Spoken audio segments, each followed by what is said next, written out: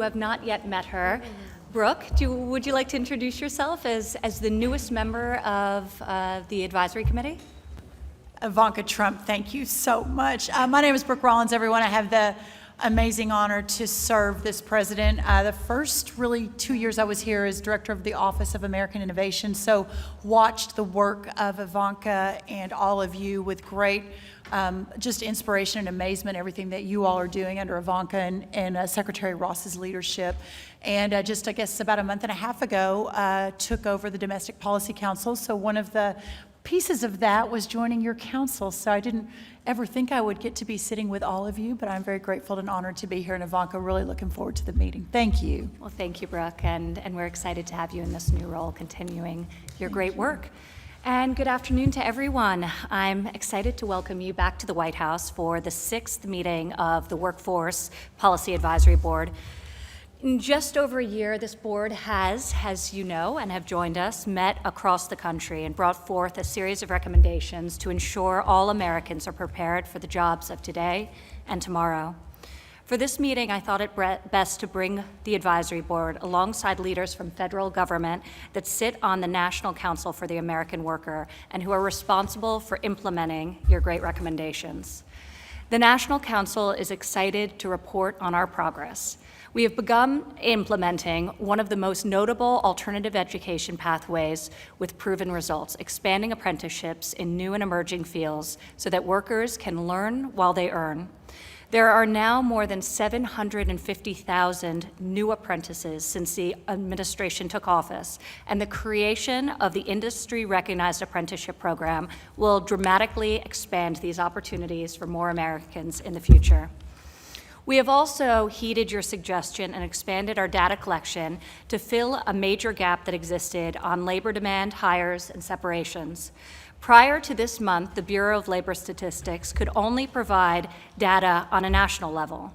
Today, due to this advisory board's recommendation, leaders in every state and local officials in 18 major metropolitan areas will have a much clearer picture of their local job vacancies and, importantly, the skills needed to fill those jobs. I'm sure our governors will be happy to hear this. So, thank you, Governor Reynolds and Governor Holcomb, for that suggestion. We have all heard time and time again how your companies and others across the country are adopting a modernized recruitment and hiring process.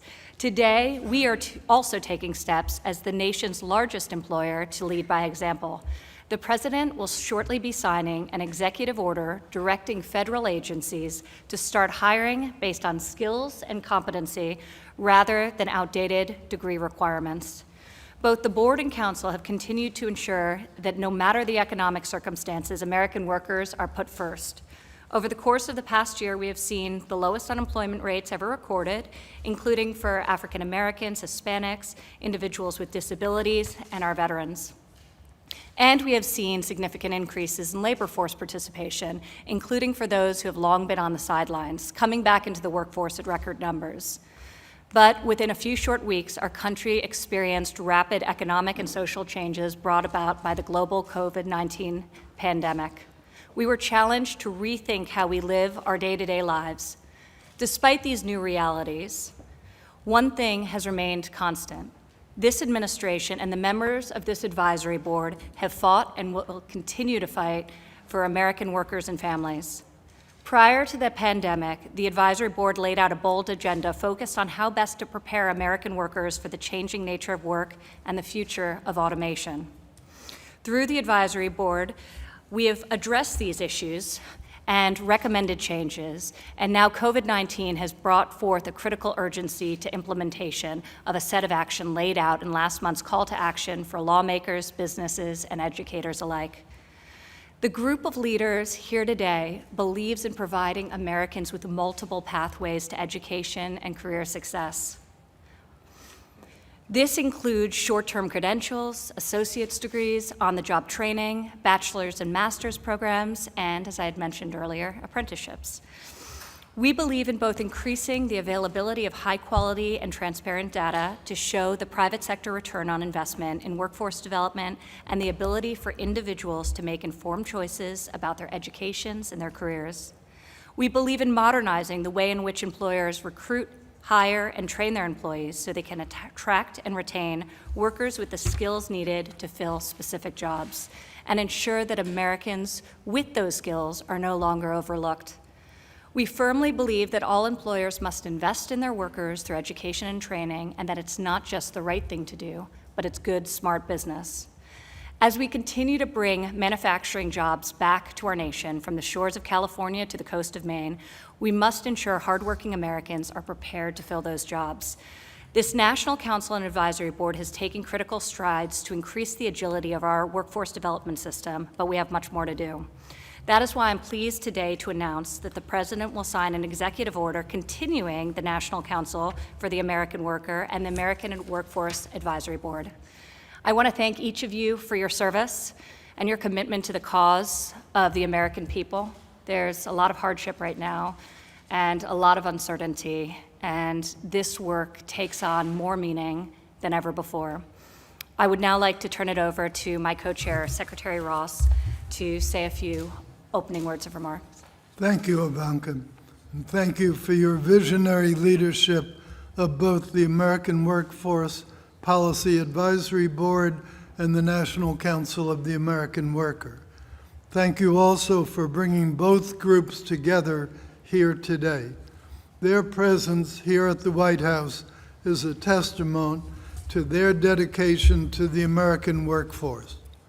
We must also commend the Advisory Board for calling an extraordinary meeting in mid-May to address the abrupt changes and tremendous challenges facing American workers due to the pandemic. Today, the U.S. economy is emerging from the greatest public health crisis in a century. I've been traveling the country over the past month, visiting companies and talking to executives, workers, trade groups, and community leaders.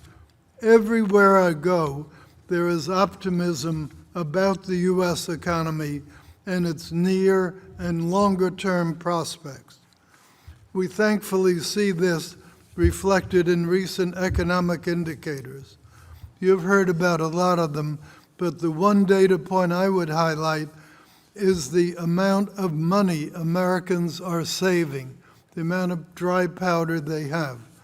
This morning, the Bureau of Economic Analysis of the Commerce Department reported that the personal savings rate was 23.2% in May, up from 8.4% in February prior to the pandemic, and that compares with around 3% in 2009 during the last crisis.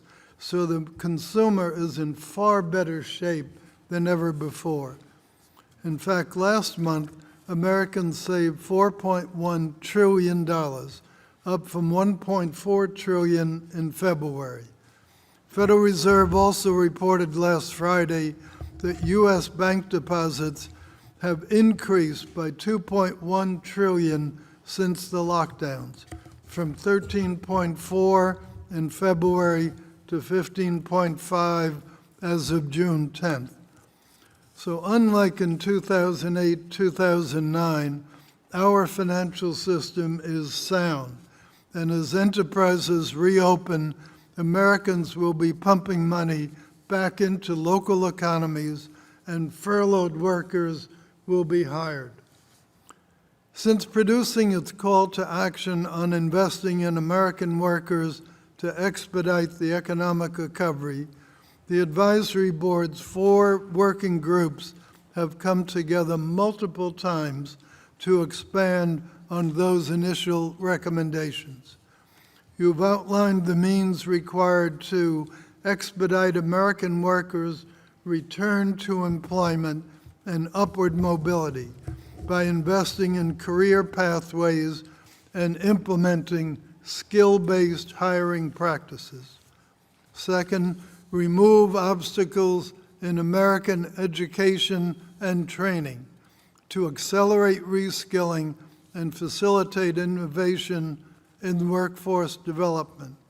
And you have recommended that we build the technological infrastructure necessary for the future of work. Today, our working group co-chairs will share how they have expanded on that call to action. We will discuss recommendations to expand access to broadband and encourage more employer training investments. We will also discuss how the advisory board's recommendations are spurring action in the federal government and the private sector. Secretary Scalia, OMB Acting Director Voigt, and Bureau of Labor Statistics Commissioner Beach will share their work on implementing the advisory board's recommendations along with requirements in the President's original executive order establishing the council. We also will receive updates on the private sector-led workforce readiness campaign and on interoperable learning record pilots. Again, your effort to be here demonstrates an abiding support of American workers. On their behalf, I thank you. Ivanka. Thank you, Secretary Ross. And following those great opening remarks, I think we'll just dive right in. So, Ginny Rometty, if you could give us an update on the multiple pathways campaign that you've been working so diligently on with your working group, that would be terrific. So thank you. And I think, as everyone knows, we've been updating our call to action in the campaign for all of the obvious reasons we discussed, because last time, the part that did not change was the focus on pathways and this idea that we would hire for skills first. But you might remember the campaign was first called New Rules, but that was for a different point in time. And so I'm happy to tell everyone that we're in the final days now that we've been refashioning it and really focusing it to recognize the moment on opportunity and access for everyone. So the new theme is Find Something New, and it is targeted for those who are out of work, those who have to reskill, and then as well, those who are just looking for a new pathway, which is really the original point we were on. And so I think it is more relevant than ever. It does hit, I think, the new reality, as you both Advisor Trump and as well as Secretary Ross described, the new reality for everyone. And I hope what you'll see, it's positive, inspiring, hopeful, but yet it's realistic. And that was really the point. So we now feature, not that we didn't feature real people before, these are real people with real stories, having moved to real new different jobs, and all the different pathways that Ivanka just outlined. And what we have, and I must say, Ivanka, you saw this early on, there's just low awareness for all these pathways that are out there. And this was why originally you said, stay with the campaign, right, as we talked about it. So, so the new campaign, as I said, Find Something New. It is going to focus on the kind of jobs where there are job openings. And let me give you an example of what I meant by it highlights real people. We've now interviewed dozens of people, real life stories. A janitor, a retail person who now is working in technology, as an example, retrained. A person who at 17 went into the Army, 2 tours of duty, now working, it happened to be technology. A fitness instructor, social distancing makes that hard, now doing welding. So we really did find, and I think appeal to all different kinds. And this was a partnership that the Ad Council, I've told you about, has contributed their time to. It's approximately 30 million of media they'll be doing. IBM and Apple led it, along then with contributions from our co-members here. So we're positioned and ready to go with print, television, digital, social, about middle of July. We did then, in this time, say it's not enough to just do a campaign, in which you can look later, it's in your books. There has to be a call to action about what to do. So my colleagues at IBM have beavered away at building this website, which we've now probably rebuilt 3 times to be of the moment. And what the website does is it links to 180 now resources and growing. It starts with describing 12 rising jobs, careers, jobs you could have. We've added things like contact tracer as an example of the moment. Then there's a section on find your pathway. And this is to the point, I think we are now at 80 different programs and paths you can take to get a certification, some kind of credential to one of these jobs. And then after it takes you down that path, it allows you to say, what are other resources that you have need to help you. Maybe it's a resume, maybe it's childcare, links to, and there's another 60 resources to go there. And we then tested it with over 300 unemployed people. And to be sure, our ratings are 80, 90%. And, you know, you might or might not be surprised. The number one thing people appreciated is that it's all about real people and about real situations. So, Ivanka, I commend you for having led us. You've been steadfast in this and leading the administration's efforts. And so thank you. You did have the idea about staying focused on a campaign, and I think it turned out to be more right than ever in this moment. And so we're ready to go, middle of July, all the media plus website of action and how to get ready and get your jobs. And if I could close on just two other quick points. One is that I wanted to make a comment on policy, if I might, because there's been two pieces of progress. Obviously, what Ivanka just mentioned is the Skills First executive order. I know IBM supports it, as does our committee that worked on this. And I just want to be sure, I think it's a critical step for expanding opportunity for so many Americans. The second thing that, and Secretary DeVos is here, that I wanted to commend the Department of Education on is that it was just last week the Workforce Preparation Grant Program, part of CARES Act, which is right in the bullseye of what we're talking about to implement short-term education and training for people. So thank you for doing that in right the moment. So we often talked about making policy change in this group, and we thought it would be on a longer-term horizon. These have obviously come on a nice short-term horizon for the moment. And I'll just close my opening comments with my own reflection from IBM, in that you've heard me, those of you, maybe you've heard me like too much for a long time, talk about this idea of new collar jobs, not blue, not white, give an opportunity to people without four-year degrees. And my colleagues are going to give an update on their progress, but I just thought I would share my own skills first experience, prioritizing that over degrees. It was 15% of our hiring in the United States last year were skills first hires, which I think is it would not have happened. And of course, they're from the most socioeconomic distressed areas and people. And so that has been it's been excellent, our experience with it. Our apprenticeship program, which is a formal earn while you learn, grew twice as fast as we thought, and we're up to 500 a year. And then, as you know, a public-private partnership model on education, these 6-year high schools. We now are up to 220 schools with a pipeline of almost 200,000 students. So I believe collectively together, I hope Find Something New just keeps, it's an umbrella for all of us to put these efforts underneath. And so it's a good moment to have given an update. We're ready to rock and roll, as they say. So if I can just turn over to my colleagues. Is that okay to make some? Oh, yeah, we do have some of the new advertising. It's in your book. It's up on the charts. It's not the live stuff yet. You'll see that soon. But it just gives you that feeling, the new corner office, working in energy, solar, you know, and it's meant to be aspirational. And then the place is the call to action to the website, which we've simplified it tremendously, and they all tell us they can use it. So I'm hopeful this really drives a result.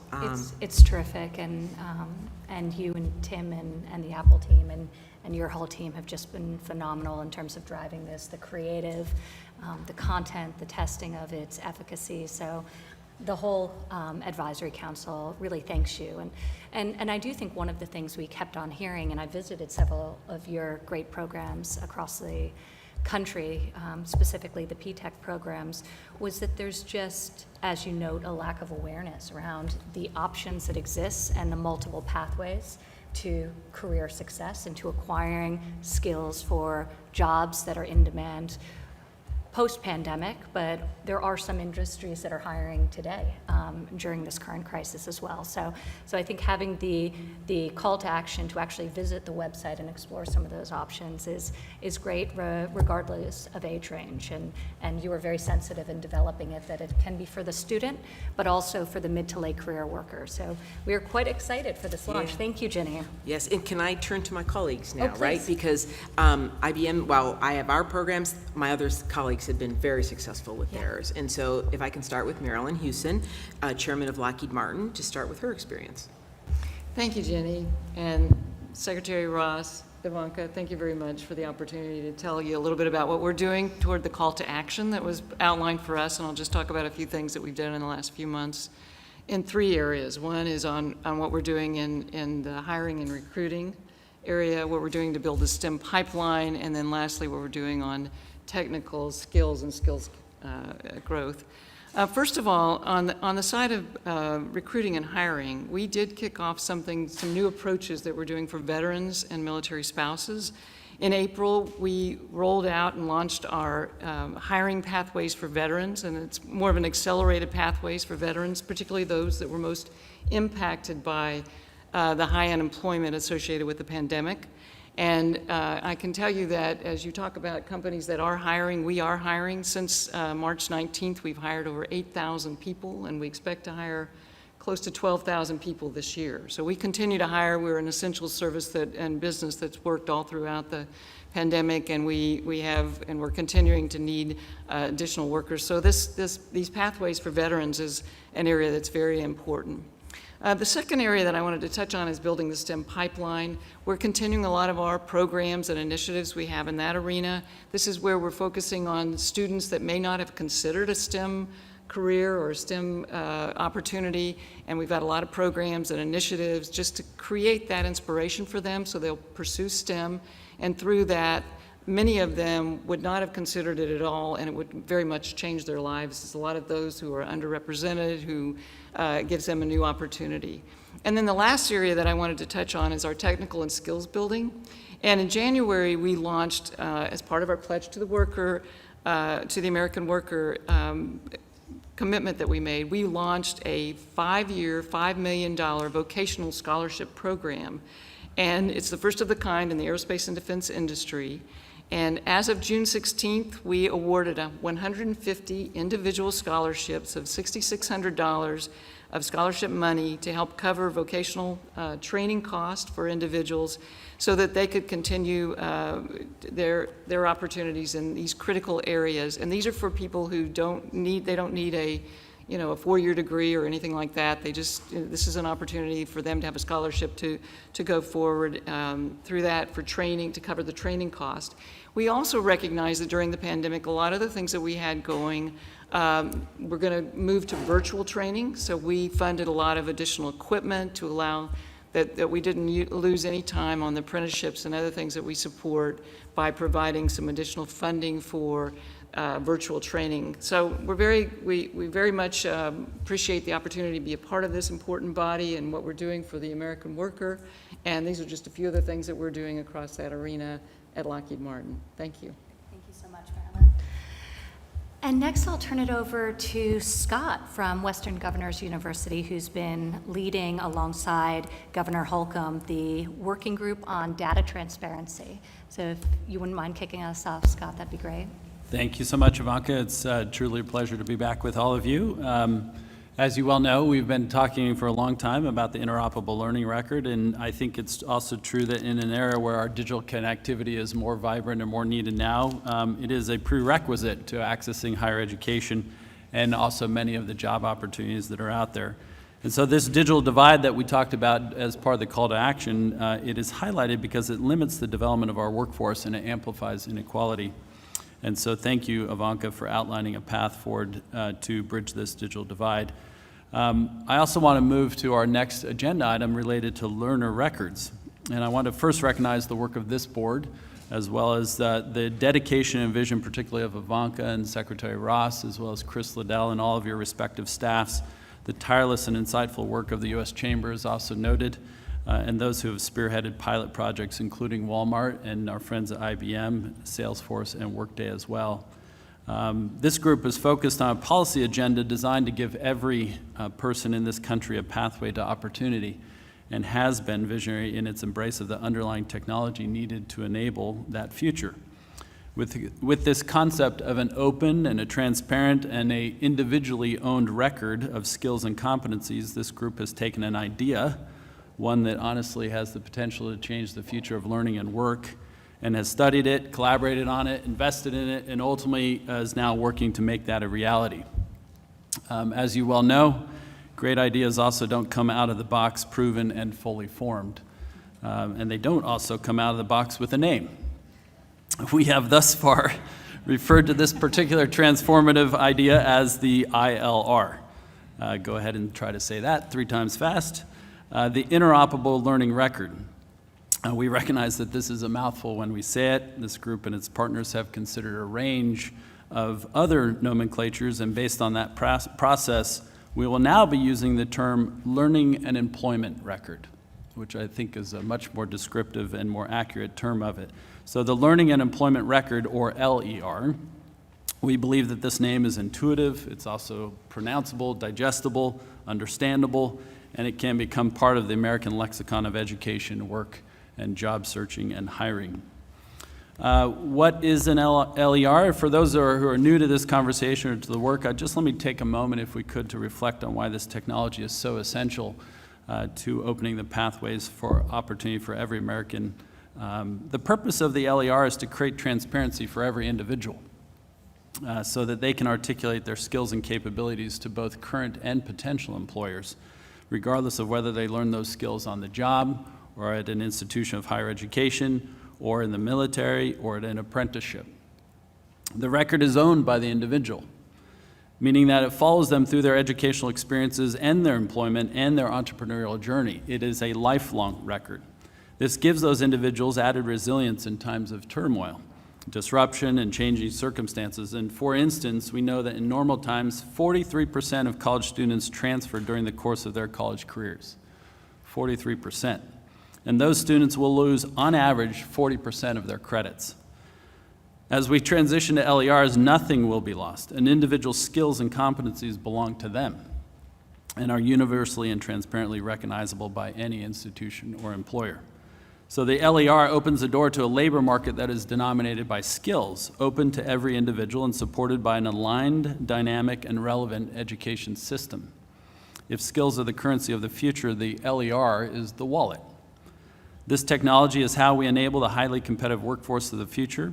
It's how we unleash and showcase the potential of every American, and how we transform the world of education and training and really, truly reinvent the talent supply chain. The truth is that innovators have been working on developing and implementing technology for a skills-denominated future since the 1970s. This is not easy work, as you might imagine. There are significant hurdles to overcome to achieve widespread adoption, and the strides that have been taken over the past year by this group are nothing but historically unprecedented. So that acceleration of innovation and collaboration have been made possible truly by Ivanka's leadership, by your commitment and dedication to this vision, and I want to take a moment to recognize that. You've truly assembled an incredible team of leaders, of employers, of education institutions, and ultimately you've pushed us toward action. So we now, as a result of your leadership, have LER projects in motion that illustrate the viability of these ideas. So ultimately, every work in America will be the beneficiary of this effort. If I can take a moment now to introduce, if you will, some of these pilots, and I'll be brief in that, and also, Ginny, I think some of that will come back to you to let you talk about that. So we're humbled to be part of this work. WGU is partnering in many of the pilots, or several of the pilots that are taking place. And the incredible power we and others have witnessed as part of these pilots is the interoperability between the various blockchains being developed. So I will provide an update on WGU's work and involvement in 2 of these pilots, and then we'll hear from Ginny and IBM, who are leading an LER pilot to better match learners with careers in cybersecurity. So we've been a believer in this skills-based future work, and everything we do is designed with students in mind. In addition to providing a workforce-aligned competency-based education, we've also made a significant investment in mapping the skills that drive those competencies. That has prepared us to support a partnership with Salesforce on their pilot, who will be opening a skills library to allow Dignity Health, with nearly 60,000 employees at 300 care sites in the Western United States, to view validated achievement and credentials for their nursing candidates.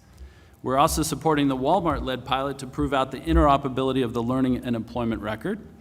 And through Workday, we are first pushing verified credential data to Walmart so that Walmart is able, for the very first time, to have transparency into the skills of its massive workforce. Once that element of our work is complete, we'll reverse the process, meaning that we'll be pushing badges that represent the skills data verified by Walmart over to the WGU system. This is an example of where those skills and competencies developed in work can also translate back into educational pathways. And that pilot demonstrates the potential connectivity ultimately between academic institutions and employers. So it's truly an honor to participate in this work, and I want to extend our gratitude to Doug as well as Mark for inviting us to play a role in supporting these background projects. And last but not least, I also want to express our sincere gratitude to Ginny and the team at IBM for inviting us to collaborate with you to prove out how LERs can also support learners in mapping out a pathway to a career. So I'll turn the floor over at this time to either back to Ivanka or to Ginny, wherever you want to go. I think you did a wonderful job. So I would only add, you just coined, we knew skills is the currency of the future, but I love it that the LER is the wallet. So perfectly said, and I would only add that the pilot we're doing is based on blockchain technology. It's a perfect application of blockchain technology for cybersecurity, and it proves the portability between the employer, the individual, and the academic, multiple academic sites, obviously.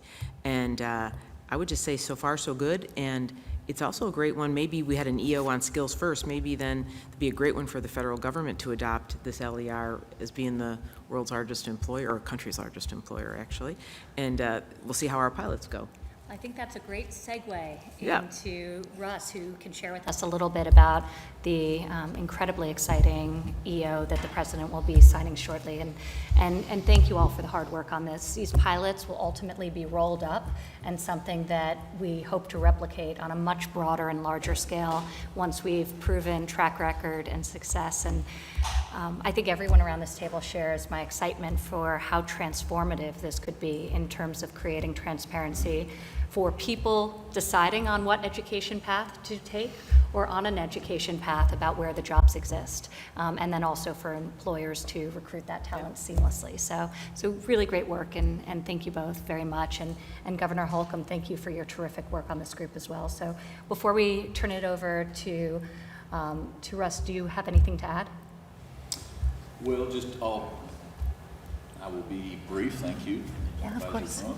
Thank you, Secretary Ross, and to every member of the board for your commitment and dedication to the American worker. I mean, this is going to make a big difference, and you used the word, Ivanka, transformational, and we're seeing it play out before us right now, and the urgency has never been the urgency of now. As Dr. King mentioned decades ago, is squarely upon us, and the work that we're doing here. I'm just excited and encouraged that we're getting to the action part of the endeavor. And our committee we've met multiple times since the May meeting, and if you will, broadened our focus to take in a couple areas. One, making sure that we're, in terms of action, making sure that we're laying that groundwork for all the technological advancements that need to occur, and in terms of infrastructure, and then continuing our engagement and focus regarding the learning records. And I can't tell you, Scott, how pleased I am that we've changed the name. We talked a lot about that, but for only us to have understood what it meant would have been a slow start out of the gate. So, but this pandemic has brought this really into focus about how much we have to get done and who will potentially get left behind. And so speed to market is critically important. We focused in on 5 key areas. Just very quickly, we wanted to make sure that we're advancing action items that will apply to all. Obviously, again, the pandemic has just vividly revealed various disparities. They were there prior. They're there now. What we don't want to see is that gap widening in the months and years ahead. And so increasing access to educational and employment opportunities for Americans is rightly number one. That's both in rural and urban. Again, Secretary DeVos, thank you for your partnership as well, and making sure that in our school corporations we're not flying over urban or rural or suburban, that we're actually connecting to all. Secondly, we focused on all the coordination that's a must, and all the opportunities to empower government sectors, making sure that it's truly a local, state, federal, tribal, that cooperation is in place and working. not just waiting on one another, but it's an orchestra that's, being conducted. That has to do with the regulatory environment. So for our federal partners, making sure that we can do certain things to get to the market, critically important for the states like Kim and I from Iowa and Indiana. We are bringing all of our resources to bear as well. In Indiana, just as an example, we took $1 billion and said we're going to have a next level connections program that had a lot more to do than just roads. It had to do with trails, it had to do with airports, waterports, it had to do with broadband internet connectivity. And in a state like Indiana, and I'm sure Iowa is about the same, that we're 83% farmer forest terrain. And so expanding that field into our rural areas really expands our market of opportunity. And so devoting those dollars and then having partners at the federal level, again, and at the local level, critically important. We just rolled out the first round of we took $100 million of that billion and said this is going to go to broadband internet access. Not just awareness, that word has been used 2 or 3 times, awareness, access, affordability, all critically important to the consumer. Our first round, we devoted state dollars of that $100 million, little over $28 million, but we leveraged that with provider dollars as well. We just rolled out, that went into 18 different counties of our 92. We just rolled out the second round. We'll have more to say about that later, but this will dwarf that $28 million. It'll be probably triple. We'll be starting to knock on that $100 million investment in a very quick period of time. But to think what we can do when we're all aligned, when all the stars are aligned, is just going to be amazing. Third, not only are we seeking partnerships, and I just alluded to it with local and levels of government and branches of government for that matter, we're also seeking to cultivate partnerships with the private sector. Obviously, this is how we get there fast. And that's exactly what we did with our program. We built our program understanding that the private sector and the government sectors coming together could get us there the quickest. Fourth, we focused on the ability to develop and then disseminate accurate data. So data rules, but accurate data is what you want to be all, not just transparent about, but all looking at the same data that's accurate.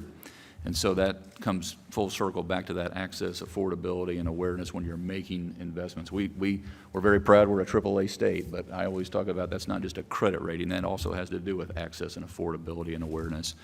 And then lastly, expanding that technological infrastructure right now, whether that's wired or wireless. I mean, we got to do both, and we got to do it now, and then we have to have an eye on the future. So we can't be paralyzed by, well, what's going to be next? I mean, we got to be acting now, connecting people now, and so that's kind of again, that urgency of now. But coming out these last few months has really pushed it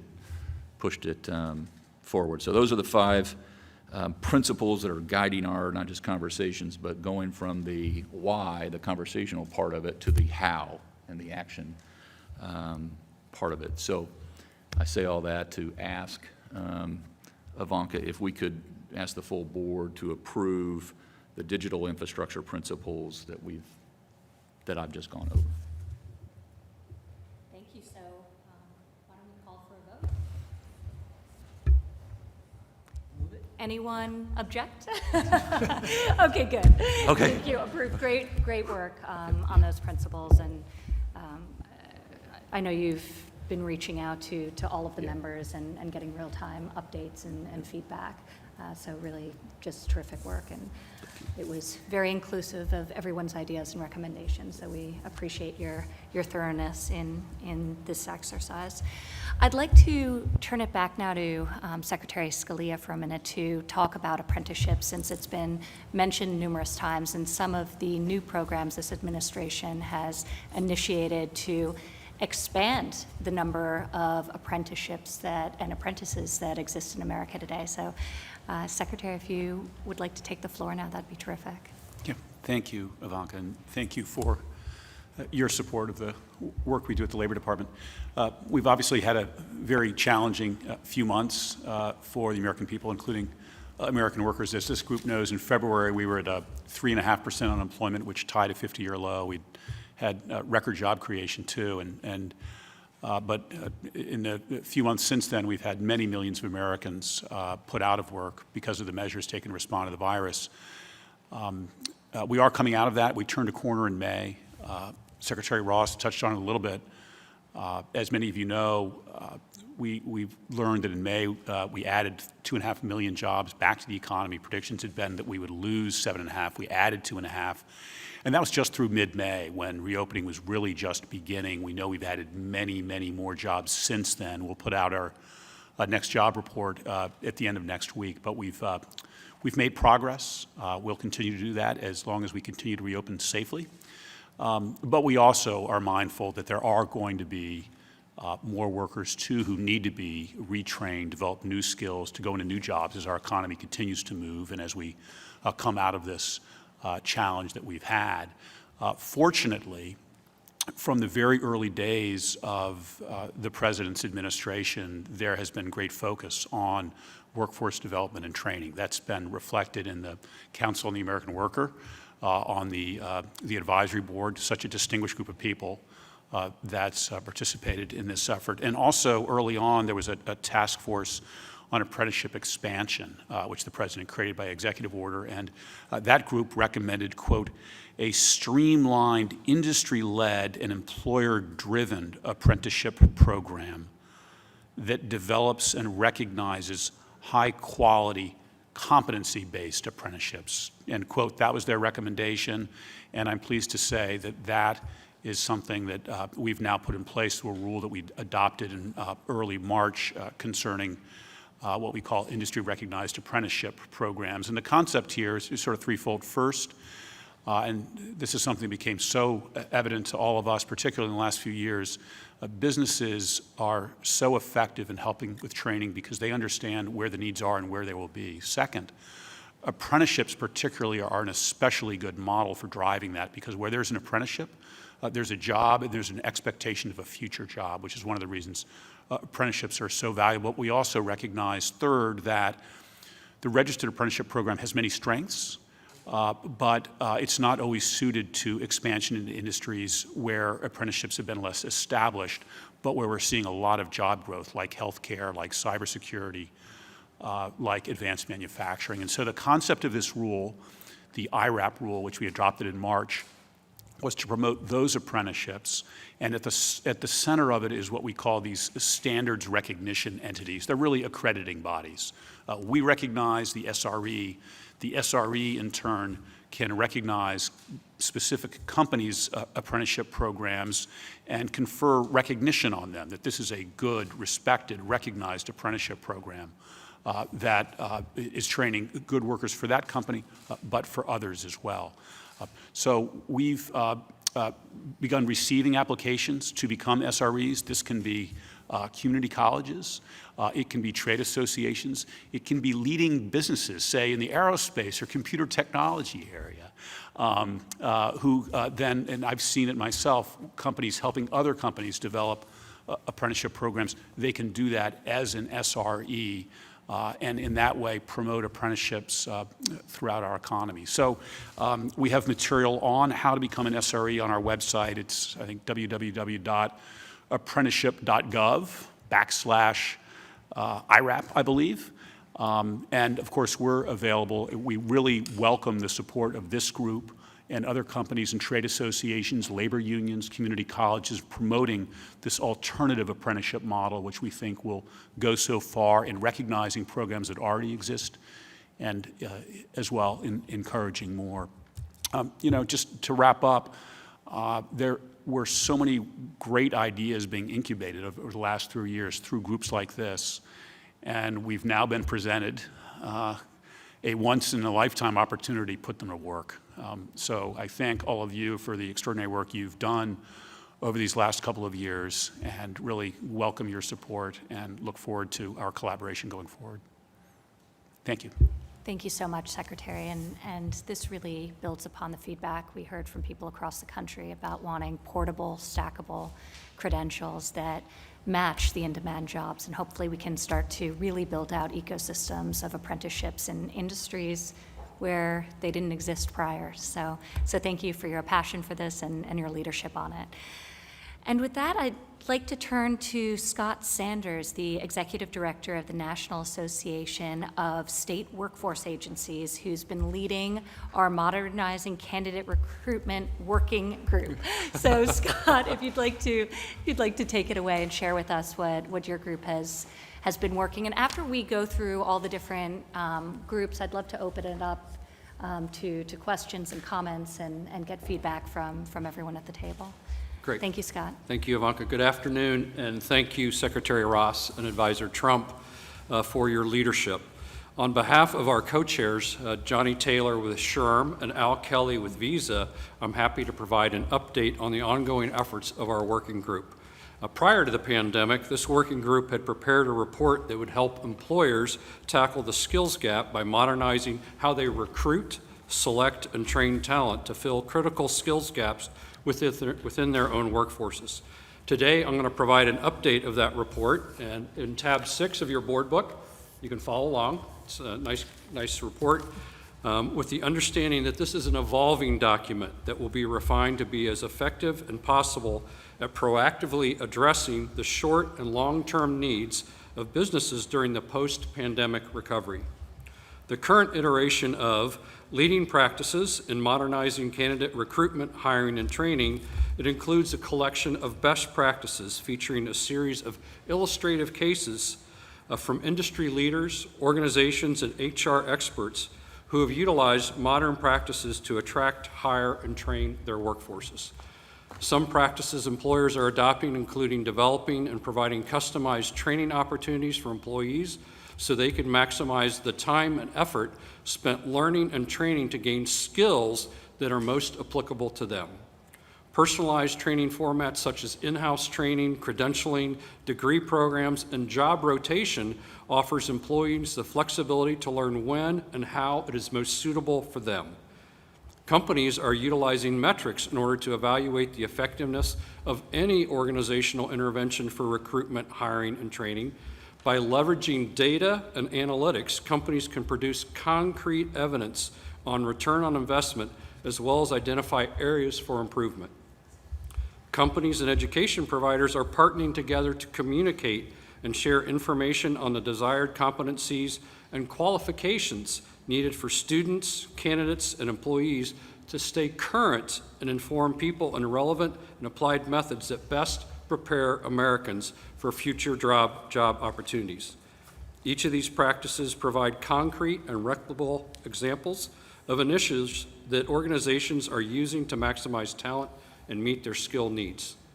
Practices were derived from board members like Visa, who promote employment of untapped talent, the U.S. Chamber, who encourage skills identification, and J.P. Morgan Chase, who hire the formerly incarcerated. The goal of this report is to identify and promote those best practices for expanding and making employment opportunities more equitable through the recruitment and hiring process. In addition, we view this report as a resource to help expedite America's economic recovery post-pandemic by encouraging innovative practices in the recruitment, selection, and training of talent. In response to the advisory's board call to action in May, we updated the report's language to better contextualize the information in light of the current pandemic and included a new case studies that reflect the business realities of operating in a COVID-19 economy. The report acknowledges that the COVID-19 pandemic will continue to have devastating impacts on the U.S. economy, businesses, and employees, but then shifts to highlight the amazing resiliency and flexibility that businesses and employees have shown in adapting their recruitment and selection, management, and training investments. To illustrate this flexibility, we asked board members to share examples with their companies and how they've adopted these in the areas of hiring, training, and recruitment.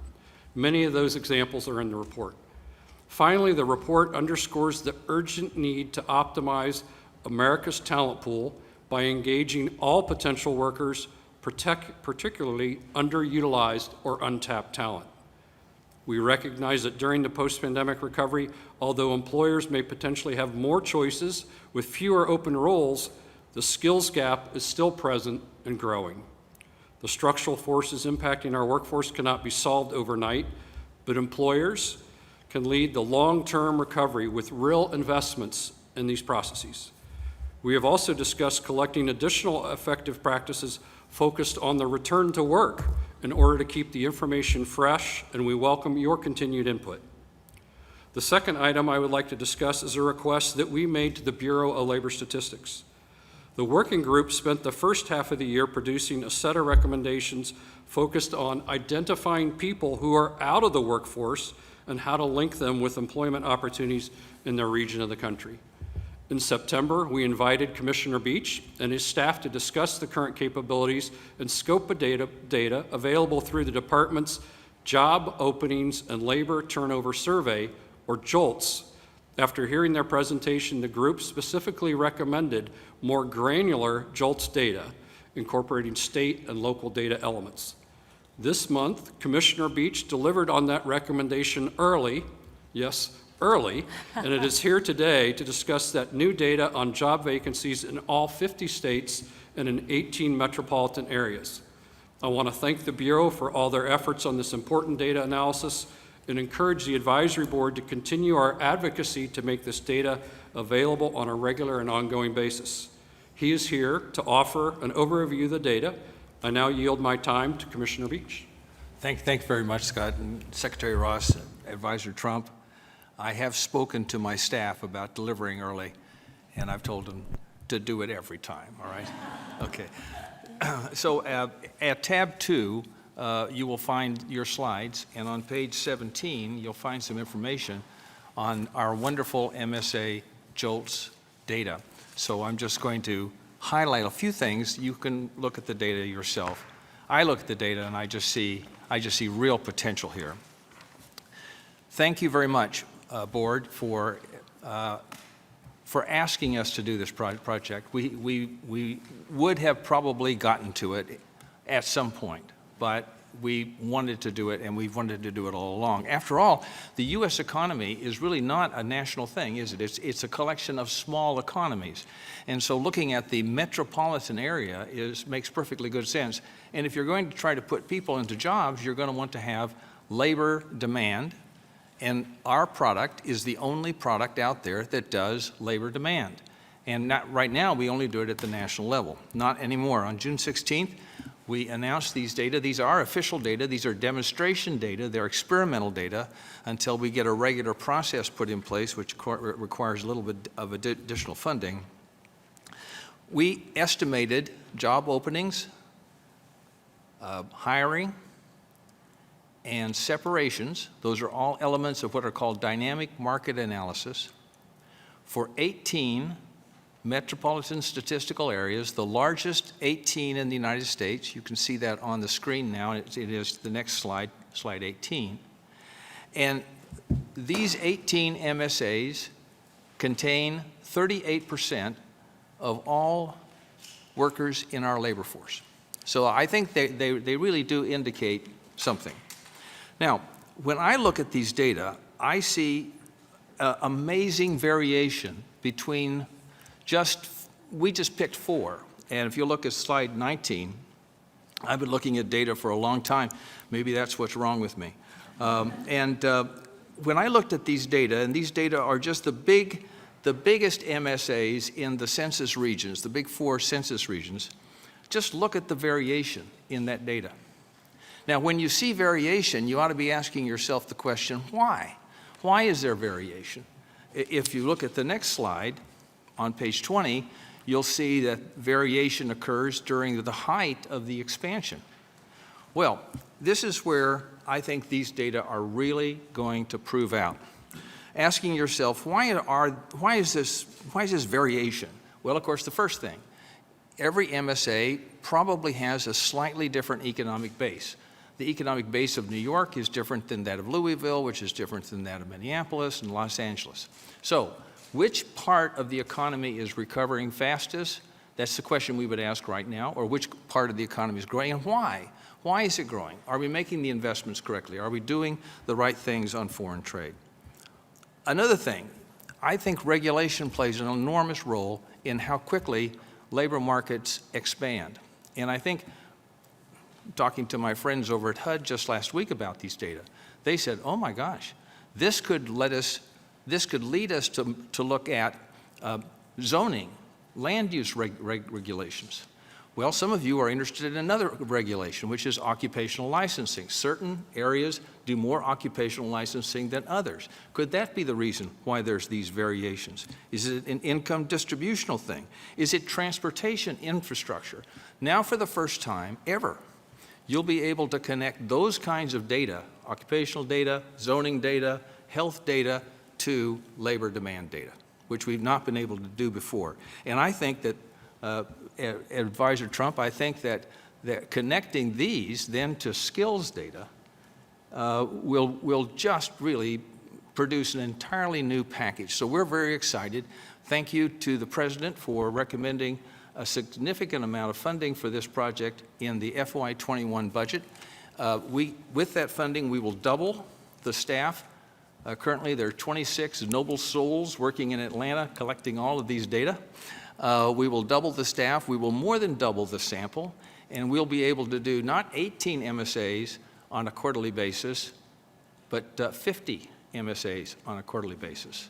And I think that we will be able to see how labor demand is changing across this complex economy, and thus, as a consequence, and I'll conclude here, better shape our educational policy, our investment policy, our infrastructure policy. This should be a major new element in state economic planning, economic development planning. I think the mayors will begin to say, for the first time, oh, yes, there is something up there in Washington that we really like, and it's the Bureau of Labor Statistics. So, thank you very much. Thank you so much, and it's really rather exciting. And I think many of us, except for our governors around this table, were incredibly surprised that this data did not already exist. I certainly was 3 years ago. So it is really exciting that now employers, educators, policymakers, students will have that kind of transparency. And per the budget, we will work hard to get the funding to make it permanent. So thank you for your hard work, and thank your team for delivering ahead of schedule. Now I'll turn us back. Yeah, please. So I want to yield back to you. I believe you have an announcement from the administration, and I don't know if you want to touch on that now or later. So, thank you. Sure. I appreciate it. And so now maybe, Ginny, we'll start with Russ, and then we'll come back to you for a few more presenters. But while we're on this topic, I think it's relevant to talk briefly prior to the signing about the executive order that is being put forth today and signed by the President, that's responsive to the work being done by this council, the recommendations of the council, and also what's happening in the private sector across the country, and we're trying to catalyze more of it, leading by example. So Director Russ Voigt of the Office of Management and Budget has been the champion of this initiative, and certainly as the country's largest employer, it's no small feat. But Russ, if you want to just take it from here and tell us a little bit about the executive order and what the President will be signing. Sure, thank you, Ivanka. And I think the President's going to be taking a major step forward at the end of this meeting in ending the bias against skills-based hiring in the federal government as the largest employer, and to really use the federal government to champion a lot of the ideas that you all have been putting forward. So what the EO will do is primarily three things. It will end the mandatory educational requirement for hiring unless, as the statute requires, that degree is absolutely necessary to perform that position's duties. It will also no longer require 2 or 4 year degrees to be a qualifying certification to do a job, and it will also end the ability for candidates to self-certify as they go through the process. And this is important, I think, on two fronts. One, for the benefit of the future employee. They have a new pathway that will potentially have meet their degree requirements and apprenticeships and other ways to access meaningful work and experience the dignity of working for the federal government and serving their country. So that's really important as well. We also think it will have a great benefit for federal agencies. About 40% of the time, the HR departments will give a list of certified candidates for people to hire from, and the hirers will then go through and they will find that they're not actually qualified for the job. Or worse, they'll go forward and they'll hire, and that person will not be able to do the job that they've been asked to perform. And so we believe that this will actually lead to a better workforce that is more geared towards being able to accomplish the skill sets that are required, and will be able to do it quicker. We have a number of pilot programs in place right now where we're finding that it will only take 6 weeks to get through the process. So we're really excited about this EO. It's a long time coming. The president has been leading on this. Ivanka's been leading on this. There's been a number of members of Congress like Marco Rubio who've been putting forth ideas like this. And so we're really excited that the president's taking the step today to have the federal government lead in this area, and hopefully it has ripple effects throughout the country. So thank you, Ivanka, for the opportunity to speak about it. It is very exciting, and we look forward to its swift, full implementation.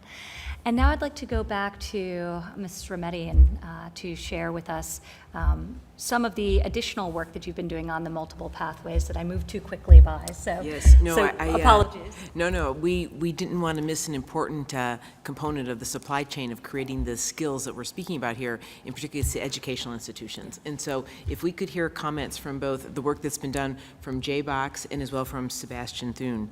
And Jay, who is president of Kentucky Community and Technical System, and then Sebastian, founder, president of Udacity. So where is Sebastian? He's here somewhere. We're down.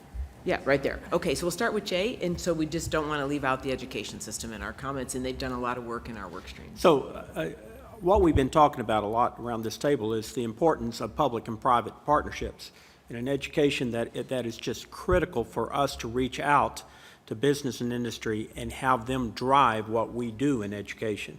4 years ago in Kentucky Community Technical College System partnered with the Kentucky Chamber to bring together the Business Education Roundtable to do just that, to identify the skill sets that were necessary for our future workers. And then we went back in education to revise our academic plans to meet those skill sets. Now, that has morphed during this pandemic to now what we call Restart Kentucky, where the Chamber and us are partnering together. The Chamber is bringing in from the companies all the job openings that are out there, like we're talking about the labor statistics. Companies can post what the jobs are that are open at their companies. Then we match up with that with the skill sets that are necessary to fill those jobs and have a link for the individuals to come to us to get those skill sets. And we feel like that's an important part of what we do in education is partner and align our skill sets that we teach with the demand of business and industry.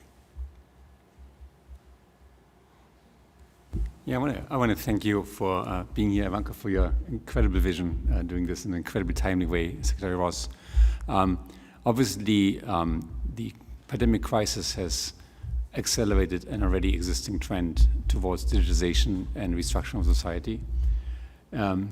We have addressed this through non-traditional training opportunities where we team with companies like Google and Facebook and IBM and Microsoft and many others to provide technical training to individuals that would like to step into the digital world and get a type of the jobs that we talked about before, the next corner office or the next desk office, as we saw. In doing so, because we're going to talk later, I think Mike talks about this later, about potential new ways of providing students with support. We draw most of the support not from government, but from industry, from partner companies. We just launched a major initiative with Microsoft. We really go and offer individuals the chance on the table through some skill-based training. And that's been taking off. From a corporate perspective, the last 3 months have been sad to say and happy to say great business for us, because there's an incredible number of people now that see the opportunity to move their own careers forward. I really want to commend Ivanka for the vision behind this. I believe at some point in the future, it ought to be the case that the American workforce engages in lifelong education, and that's not the case today, at least not the way we want it to be. It ought to be the case that people own their credentials and take them with them. It ought to be the case that this education be diverse and job relevant and skills relevant, not just traditional degrees. And I think this body of people here has pushed this harder than ever before. I hope that the coronavirus situation, as sad as it is, provides an accelerant for these developments, because if we do a job really well, we might leapfrog and make this country much stronger. Thank you.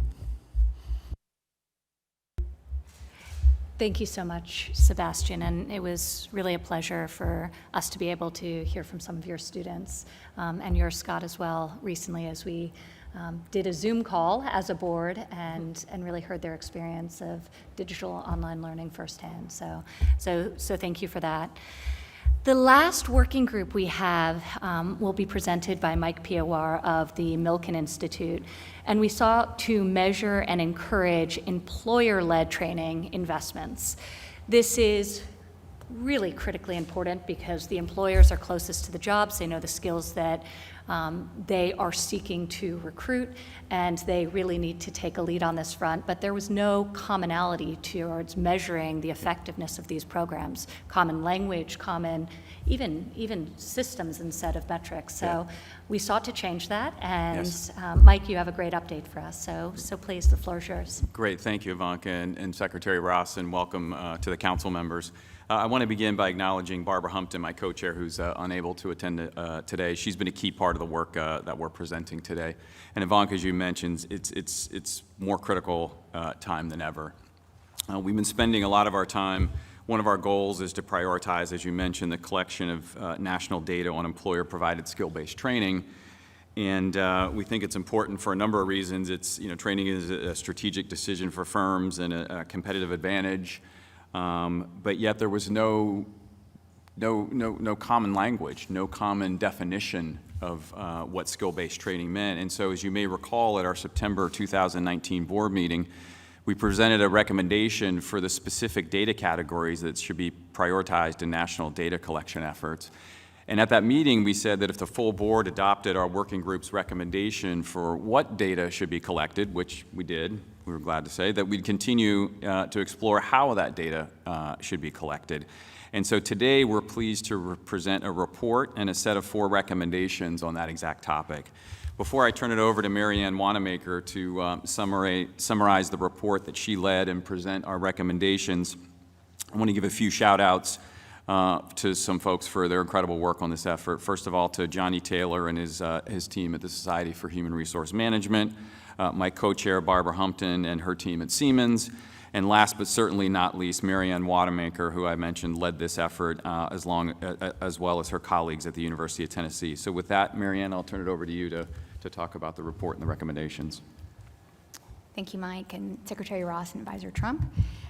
So this has really been a great partnership, and we're delighted to release the white paper today following months of discussion. The truth is we were ready to release it in March, so it's really been burning a hole in my pocket for 3 months.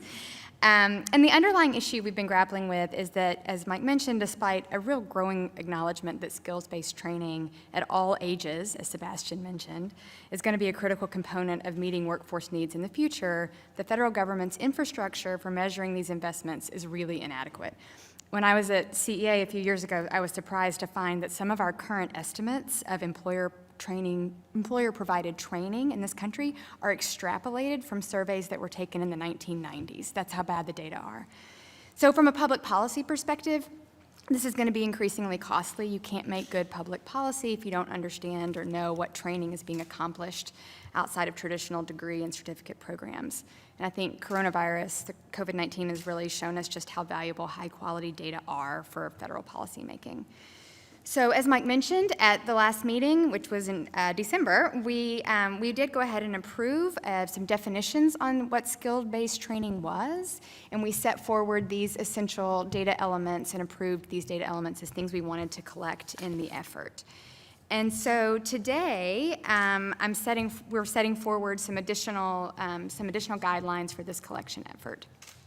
So in your slide on page 23 of your packet, we are expanding on kind of the vision that we had before. So before we were telling you these are the essential data items.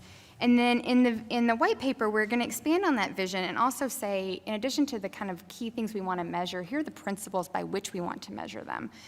And so first we want to emphasize that these data are going to be far more informative if we're collecting them alongside information on firm investments in technology, and in particular, potentially labor-saving technology. So whatever the future of work might be, I think we can all agree that a key public policy question is how workers, technology, and skill-based training are interacting together in the labor market.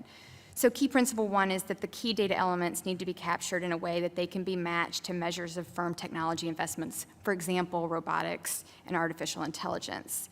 That requirement or recommendation narrows substantially the current federal survey vehicles that could be expanded to meet our needs. We also are recommending that these data be measured every 2 years so that we're working from frequent up-to-date information on employer and employee behavior. The data should be captured in a nationally representative sample, maybe that goes without saying. And then finally, these data need to be disseminated in the most usable way possible. So we're recommending that the survey be large enough so that tabulations by industry, worker education, geography, firm size, et cetera, can be performed without loss of privacy. And then that leads us to the last slide here, the actual recommendations for what we're asking the statistical agencies to do. And to be clear, they have supported us and been involved in this conversation from the very beginning. We're not we're not suggesting anything that can't be accomplished or that they don't agree with. So here are the recommendations. So first, we're proposing 2 quick adaptations to existing surveys to capture some of these key data elements, even though these strategies won't give us the full picture of employer-provided training that we need, but they will give us some preliminary data to work with. So our first short-run recommendation is for the Census Bureau to expand one of 2 current surveys to ask employers about their training efforts. This is going to give us just a quick measure of prevalence and a measure of the dollar investments that are going into those efforts. The second short-run recommendation gives us a quick measure on the employee side. So the Bureau of Labor Statistics runs the National Compensation Survey. That's our main tool for understanding what share of employees have access to health insurance, sick leave, paid family leave, et cetera. And so we're asking that employer-provided training be one of the benefits that's measured in that survey. Those numbers are already frequently used to guide policymaking. Although these short-run strategies will push us well ahead of where we are today, they're still very imperfect ways of informing workforce policy because we cannot connect employees to employers in any of those strategies, and we're limited in the sorts of questions we can ask in both of the surveys. So in the long run, we're recommending that the statistical agencies implement a new training module, and so that's long-run recommendation number 1. The module would be a paired employee-employer survey. On the employer side, the survey would take a current survey from Census that's already asking the key questions around technology investments in robotics and AI, and then add a second module that asks about these skill-based training investments. Then the survey instrument would also survey employees at that employer, measuring all of the demographic characteristics that we think are so critical to understanding incidents of training across the population. And then finally, long-run recommendation 2, and this is the one I'm really excited about because I really think it breaks new ground. We are laying out a vision for how the data produced by this survey will fit into the overall federal data infrastructure. And so the magic in that is that the strategy we're laying out will allow the federal system to follow trained workers throughout their careers, no matter where they ultimately are employed. So we survey you once and we capture you, and then no matter who your ultimate employer is, we'll be able to see how these training investments are paying off. So I am happy to take any questions, but before I do, let me also say that we are looking for partners in this mission. So the Census Bureau has successfully implemented a partnership model in the past where the Bureau partners with nonprofits and outside academics to both design the survey and then to amplify the results. And we think the survey that we're proposing is going to be more effective under such a partnership. So we've had some initial conversations, really exciting conversations with nonprofits who are interested in influencing the work we're doing and amplifying it once it's done, but we're anxious to pick up more. So I encourage any interested parties to reach out to me or to one of the statistical agencies, Bureau of Labor Statistics or the Census Bureau. Thank you. I'll hand it back to you, Mike. Thanks, Mary Ann. Are there any questions for Mary Ann or comments before we do this? Commissioner Beach, if we approve this recommendation, we look forward to your early delivery on the recommendations on this. We'll have it next week. Yeah, good. We used to collect these data back a long time ago, and they were, it's always a matter of keeping certain surveys going and not others, which I think is an object lesson for anyone who's doing planning, is to make sure that your long-run vision out is much, much more robust than your short-term vision. It was too bad that we had to cancel that series for funding reasons. Good. And the full report is in tab 8 in your book if you want to see it. As I mentioned, Mary Ann led the efforts on it. It's a very thorough report and then very thoughtful, very targeted, very specific, very needed recommendations. And you can just tell from the excitement in her voice about what she's going to do when she gets this data and be able to help look through this. So before we take a vote on these, we have 3 more recommendations from the group. So we should kind of go on with those. So let's go to those. So included in last month's call to action is the goal to remove obstacles to the modernization of American education and training to accelerate reskilling and facilitate innovation in the workforce development. Since then, our working group has been focused on deliberating further on how to remove barriers and create new pathways to workforce development. As a group, we've reached an immediate consensus in 3 areas, and we continue to discuss in some other areas to guide public and private sector efforts in creating successful lifelong learning opportunities, and we're pleased to present 3 of them today. The first recommendation is to modernize the federal student financial aid system. As a group, we are recommending that the federal government allow federal Title IV and other student financial aid for high-quality, short-term, market-aligned credential programs that stack into lifelong opportunities. So, for example, things that Sebastian and his great company are doing for workers. This would give academic and institutions and employers greater flexibility to innovate, experiment, and ultimately improve education and training delivery models alongside the traditional educational models. The second recommendation is to expand employer-provided education assistance to support employees. As many of you know, many American employees receive some sort of tuition benefits from their employers as support for workforce development. Currently, Internal Revenue Code Section 127 allows for $5,250 of educational assistance to an employee to be excluded from an employee's gross income. As a group, we're recommending that both the size of the cap and the scope of the benefits should be adjusted to ensure that all Americans can benefit from employers' tax-advantaged tuition investments. And specifically, we came to consensus in 3 areas. First, we believe Congress should consider increasing the increases to the cap, which has not been increased in over 40 years, in line with necessary education and training expenditures. We also believe that expanding Section 127 to include student loan repayment and modern educational purchases such as laptops and other devices as types of employee benefits should also be considered. And finally, the scope of the benefit should be modernized to give greater flexibility to employees pursuing lifelong learning opportunities outside the traditional educational model. And our third and final recommendation is to encourage the repatriation of strategic supply chains specifically in underserved communities. The COVID-19 pandemic has revealed that the United States needs to rethink supply chains such as, for example, medical supplies, to make them more resilient to future shocks. As a group, we believe we must enable a domestic value chain that promotes job growth and workforce development in key manufacturing sectors for underserved communities.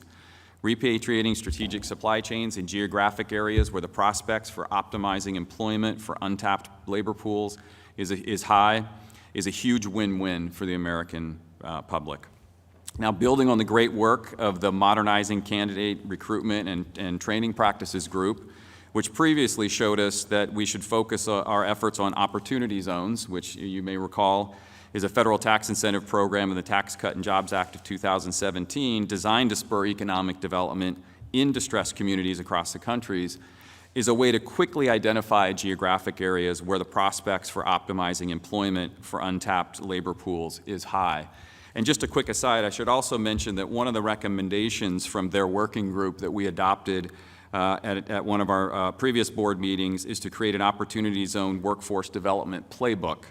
I'm pleased to announce that 2 days ago, my colleagues at the Milken Institute released a report, a 45-page guide or playbook for state and local government officials to learn more about best practices for engaging Opportunity Zone capital and engaging in innovative public-private partnerships as part of their integrated strategies for creating jobs and other community-led efforts.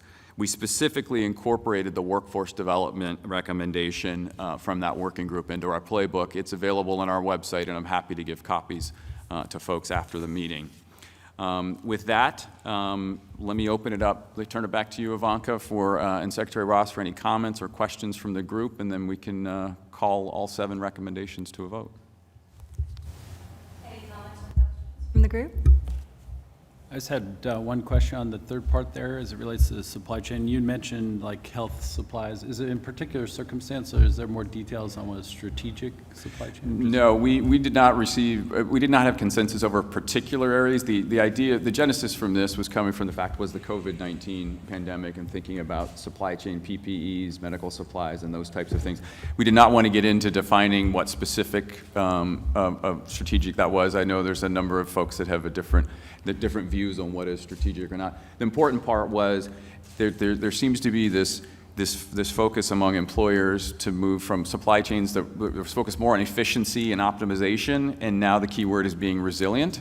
And we thought if companies are going to be doing that anyway, there are easy ways in the Opportunity Zone legislation to provide additional incentives to have those supply chains come back to the areas that need it the most and where workforce, the employees could benefit the most from that. And so that's right, important Michael. part of that. And Scott, just to further that, we are developing and will soon be presenting a U.S. government plan to do exactly that, highlighting the specific industries that are critical from national security perspective and obviously from an economic and health perspective to secure our supply chain and create the resiliency Michael just mentioned. So thank you. Any additional questions on this past working group? Great. Well, Marianne and Mike, thank you so much for your great work and the whole team behind you in this subgroup who just Herculean effort. So we are thankful. And with that, let's call a vote on the recommendations that were just presented. All in favor? Aye. Perfect. So they are passed.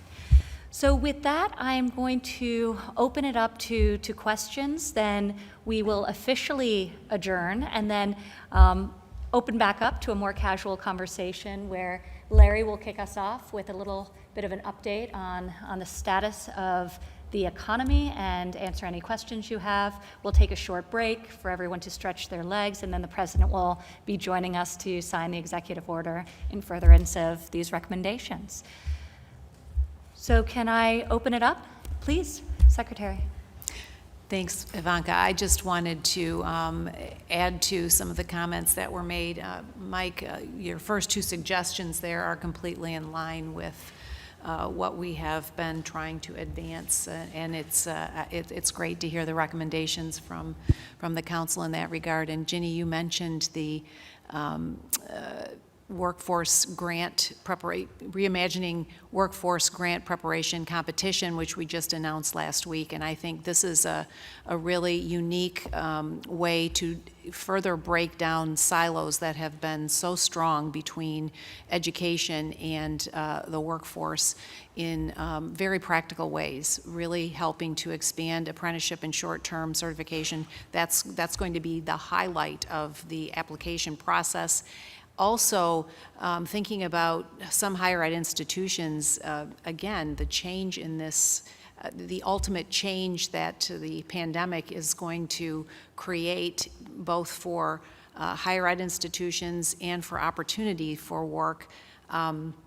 the notion of using facilities and faculty experience and expertise to help incubate small businesses. And that is going to be the other focus of this Reimagining Workforce Preparation Grant. So thanks for mentioning that and highlighting it. And thank you, Ivanka and Secretary Ross, for your leadership on the council here. Really great recommendations and great work to really support and expand pathways for students of all ages. Last meeting, we discussed recommendations for legislation beyond what was mentioned here today, which was supplementary. And it's terrific that in addition to the program just mentioned, many of them were being executed or have subsequently been executed by the Department of Education in the form of pilot programs. Pell for prisoners, some of the short-term funding for shorter-term high-quality programming. So thank you for your great work on that front. As we seek to create larger scale to each of these. Thanks. Any other questions from the group before we officially adjourn the meeting? Amazing. Well, thank you everyone for your tremendous work. I think for those of you who have sat on these before, there has been an expression of surprise by how much this group has done in terms of tangible deliverables.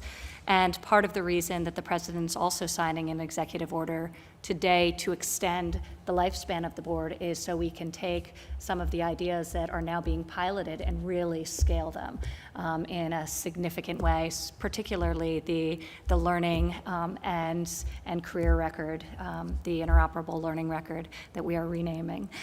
Thank you for that suggestion. I agree with it.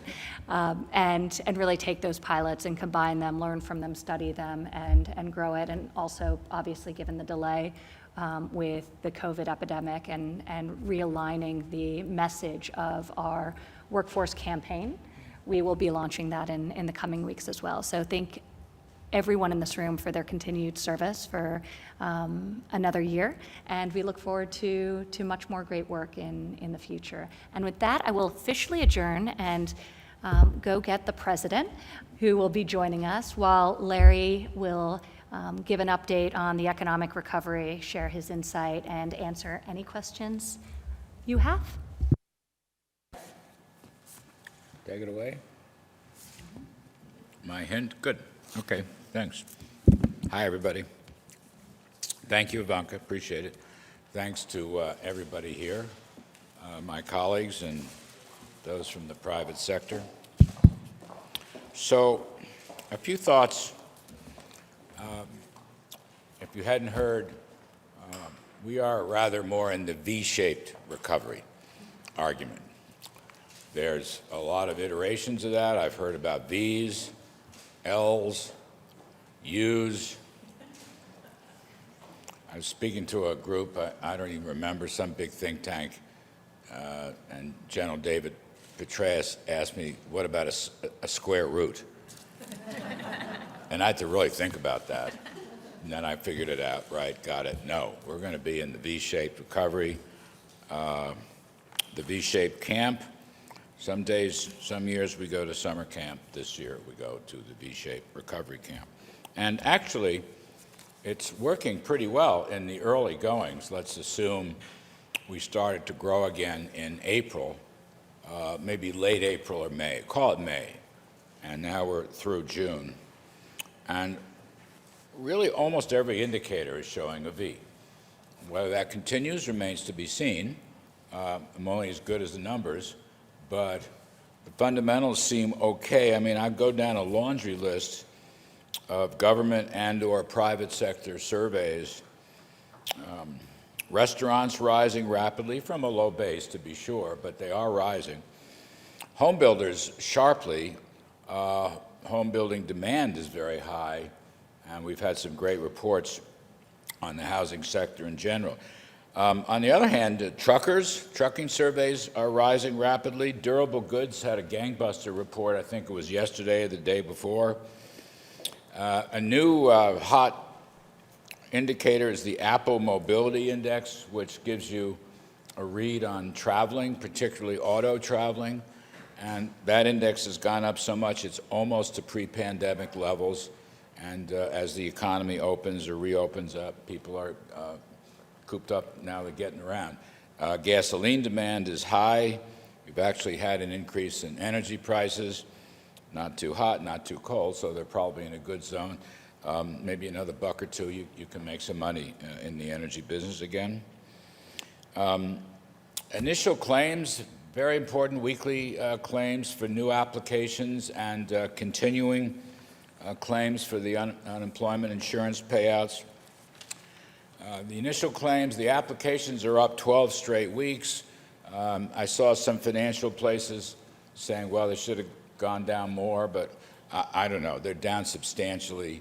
12 weeks is a good number. The other thing that's very interesting to me on the continuing claims, which means those that are actually receiving unemployment insurance payments, those have dropped from 24.9 million to 19.5 million, so 5.4 million drop. Now, these are very, very high levels. I get that, but we're coming from a rough place, and what I call the pandemic contraction. You know, just as an aside, this is not a macroeconomic event so much as it is a natural disaster that wound up squashing the economy. That's an important distinction. When I see references to prior cycles of recessions or worse, I say to myself, this person's really missing the key point.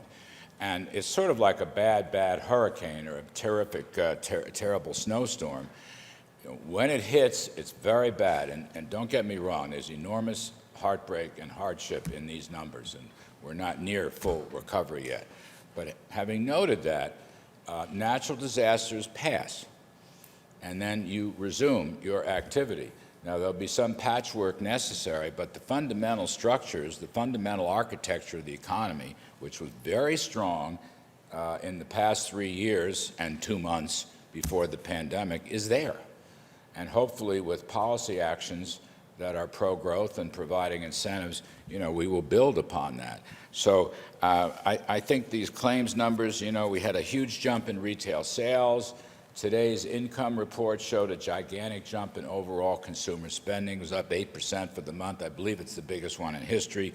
Bill Beach could correct me if I'm wrong. 18% rise in retail sales, I thought was the biggest one in history, or very near to it. 3 million jobs increase in May. So it's a good story so far. You know, this may be a triumph of hope over expectations. I get that, but you know, deep prayer and meditation plays a large role in my econometric modeling. And I am the quintessential optimist. It's in my DNA. I'm a terrible bear, and I'm a much better bull. But what I see from the numbers, and we got all these big shots here who have gigantic departments cranking out numbers, my friend Scalia, my friend Wilbur, and others, and Mr. Beach, who runs the BLS, you know, that's what they're showing. If the changes, will change. But so far, so good, and it's very, very important to us. I will reference the CBO, the Congressional Budget Office, not always friendly to free market supply side administrations, but they're showing similar numbers, basically a 20% growth rate in the second half of the year. One of Wall Street's leading economists, Ed Hyman, who has millions of followers, he's looking at 20% in Q3, 20% in Q4. I'll buy into those numbers. That's what our own models show from the Council of Economic Advisors and the NEC. So if I get 2020, the second quarter is going to be terrible contraction, the pandemic contraction, absolutely. Pick a number, any number of decline, and you'll be close.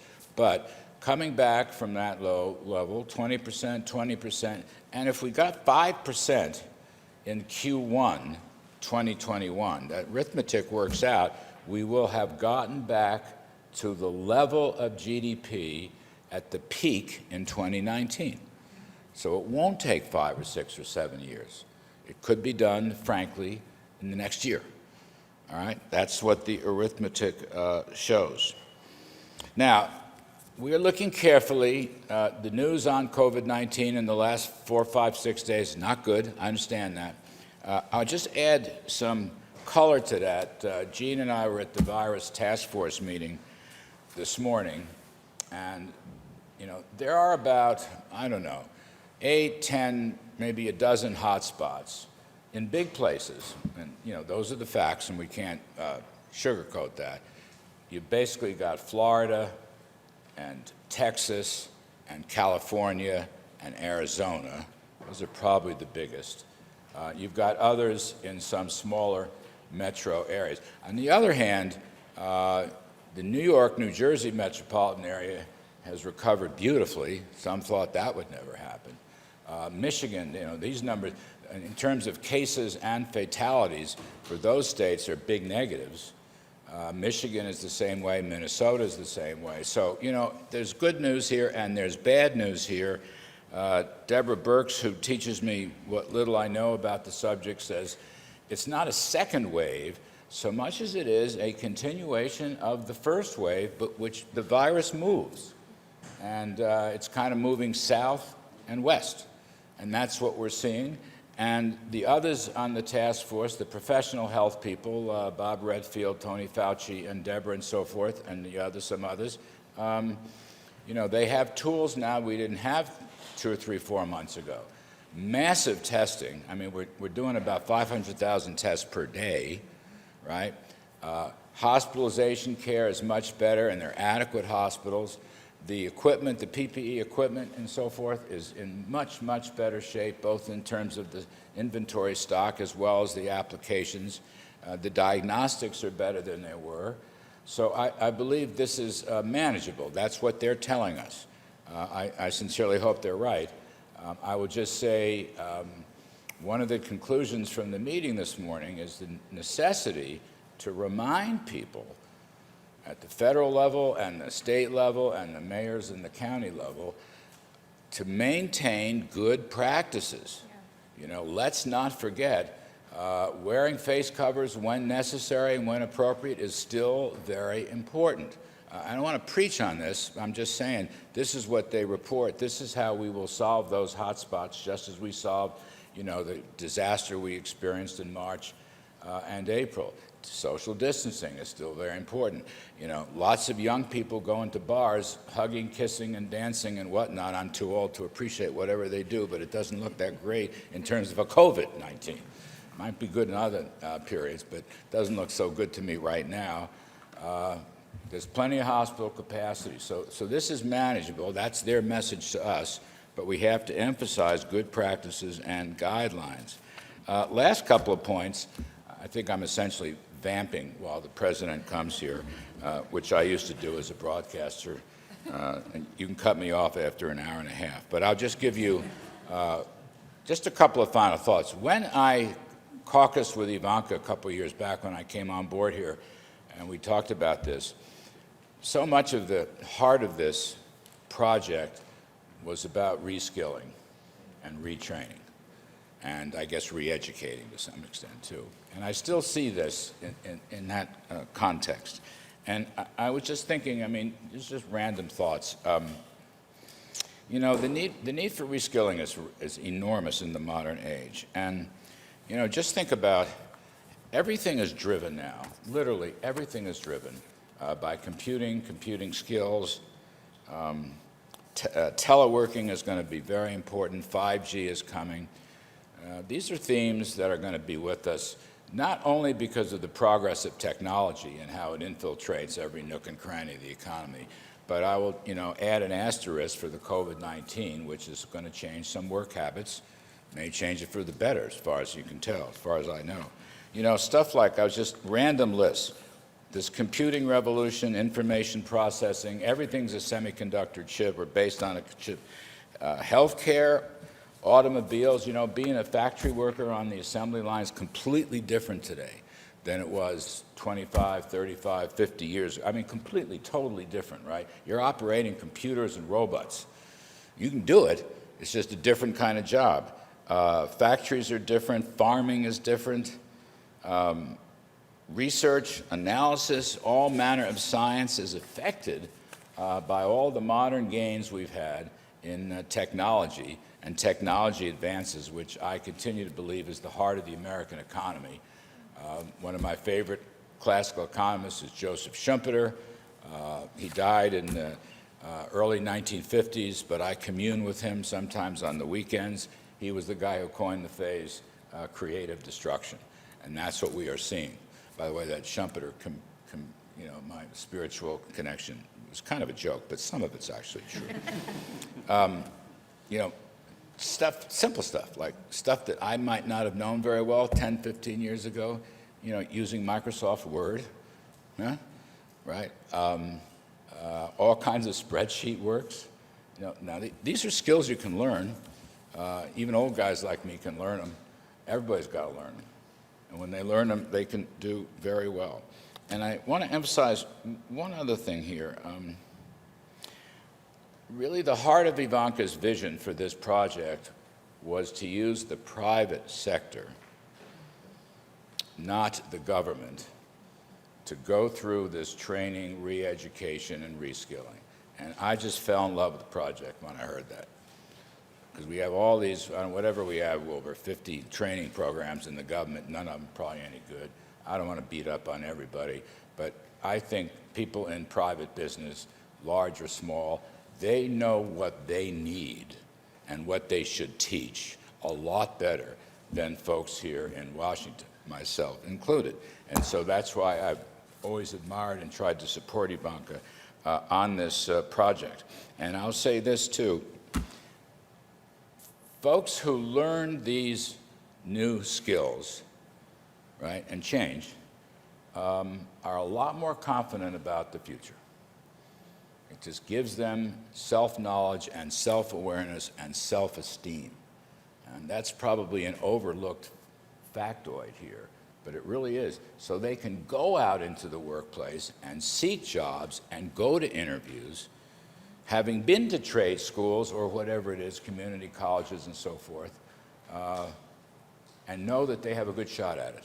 And know that they have a good shot at the good life because these skills bring what? Higher wages, more job opportunities, and people come back into the workforce.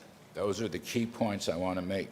And I think, that works on many levels such that, and I'll finish on this point, I regard Ivanka's project as fundamentally a major contribution to the growth objectives and goals of the Trump administration. I mean, we always talk about lower taxes, which worked. We always talk about rolling back excessive and costly regulatory burdens, which has worked. We've always talked about unleashing energy.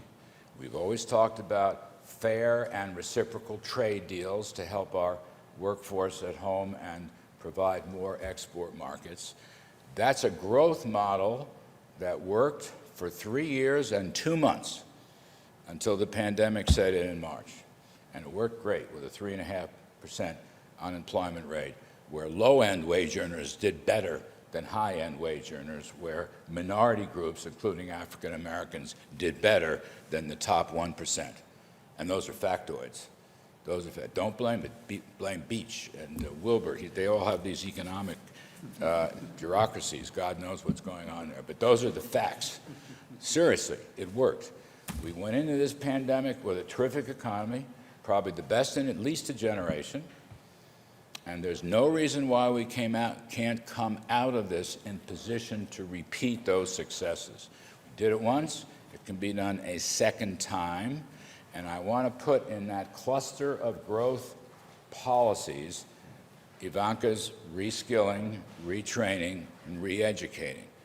That brings the worker closer with better wages and more confidence and more esprit de corps and a whole lot less fear about the future. So I see this as a growth project. I'm honored to be part of it. It's great fun. I think I have to stop now. Thank you. I'll just say thank you very much.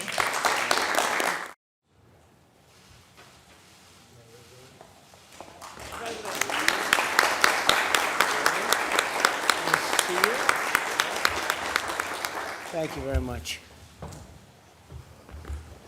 Busy time. Absolutely. We're making a lot of progress with the whole situation that came in from a place called China. You probably know, you probably see. But we have a little work to do, and we'll get it done. We're having some very good numbers coming out in terms of the comeback of our nation, and I think it's going very rapidly, and it's going to be very good. But right now, we're in that process of building, and it's an honor that you're with us today. We very much appreciate it. I'm delighted to welcome members of the Workforce Policy Advisory Board, and I want to thank Ivanka. She works very hard on this board. She works very hard to get jobs, and it's made in the USA and jobs in the USA. I saw a group of your people yesterday having to do with ships. You're involved in that partnership, and it's fantastic what they're doing in Wisconsin. It was really a great day. The Secretary of Treasury is with us, and he's worked very hard, and I think he's got some very good things to say and some pretty big news. And Commerce Secretary Wilbur Ross, Secretary of Labor Gene Scalia, Secretary of Education Betsy DeVos, and Small Business Administrator who's definitely kept busy, Jovita. Where's Jovita? Jovita, good. Jovita Carranza. Thanks also to Iowa Governor Kim Reynolds, who's done terrifically. Kim, hi Kim, nice to see you. Thank you very much. And Eric Holcomb, Governor of Indiana. And we always recognize Eric because he's, how tall are you, Eric? He's a pretty tall guy, right? But we have one that's a little taller. You know where that is? Alaska. You know that, right? You're doing a great job. We appreciate it. As well as the CEOs who have signed our pledge to American workers, Marilyn Houston, thank you very much, of Lockheed Martin, Sebastian Thurn of Udacity, and Ginny Rometty of IBM. I want to thank you all. You've been really here from the beginning, very much from the beginning, and we appreciate it very much. Together we built the greatest economy in history, and literally in the history of the world, greatest we've ever had, the greatest the world has ever seen.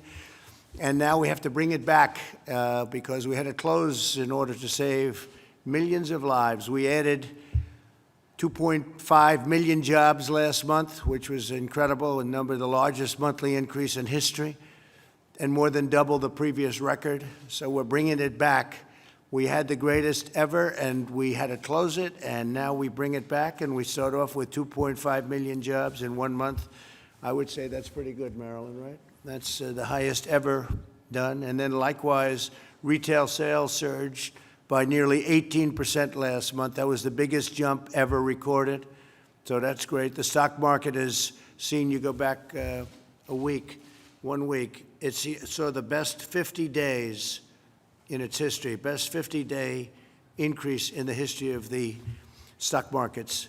Our pledge to America's workers has secured commitments to over 16 million job and training opportunities from employers nationwide, and some of the employers are with us, and they've been fantastic.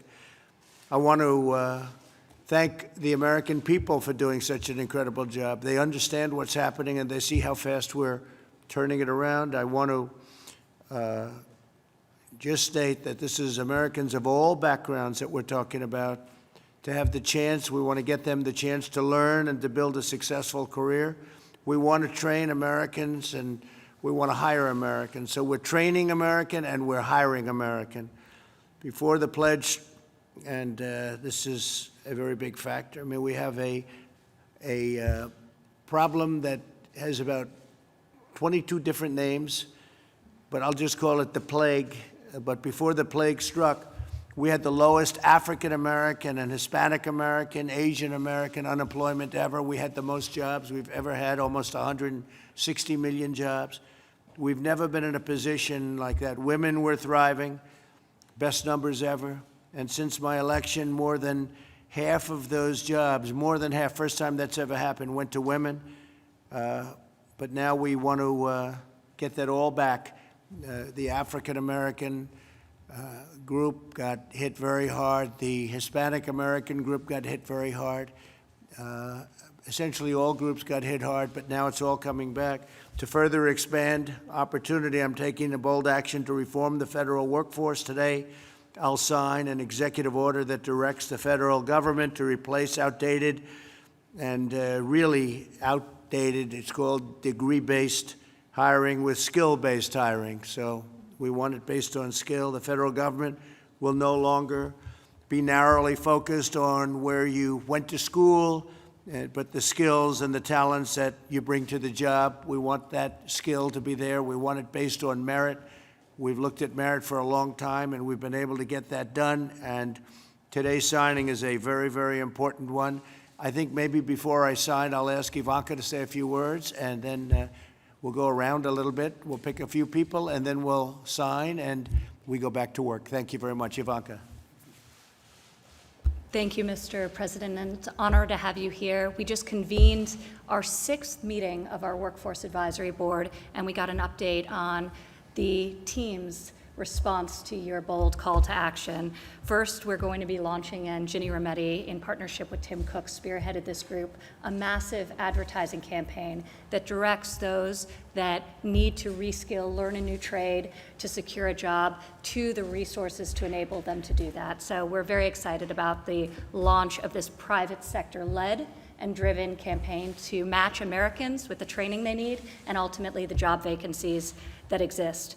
The advisory board is also creating a series of pilot programs, and Scott Pulsifer and Doug McMillan have been running these groups where we really think about how we create the resumes of the future and allow people to find job vacancies based on skill, and for employers to connect with those unemployed workers, again, based on skill. So creating a lot more efficiency to that process. You are once again leading by example here today with this EO signing. As the nation's largest employer, we are always seeking to recruit and retain the best and the brightest to serve the American people.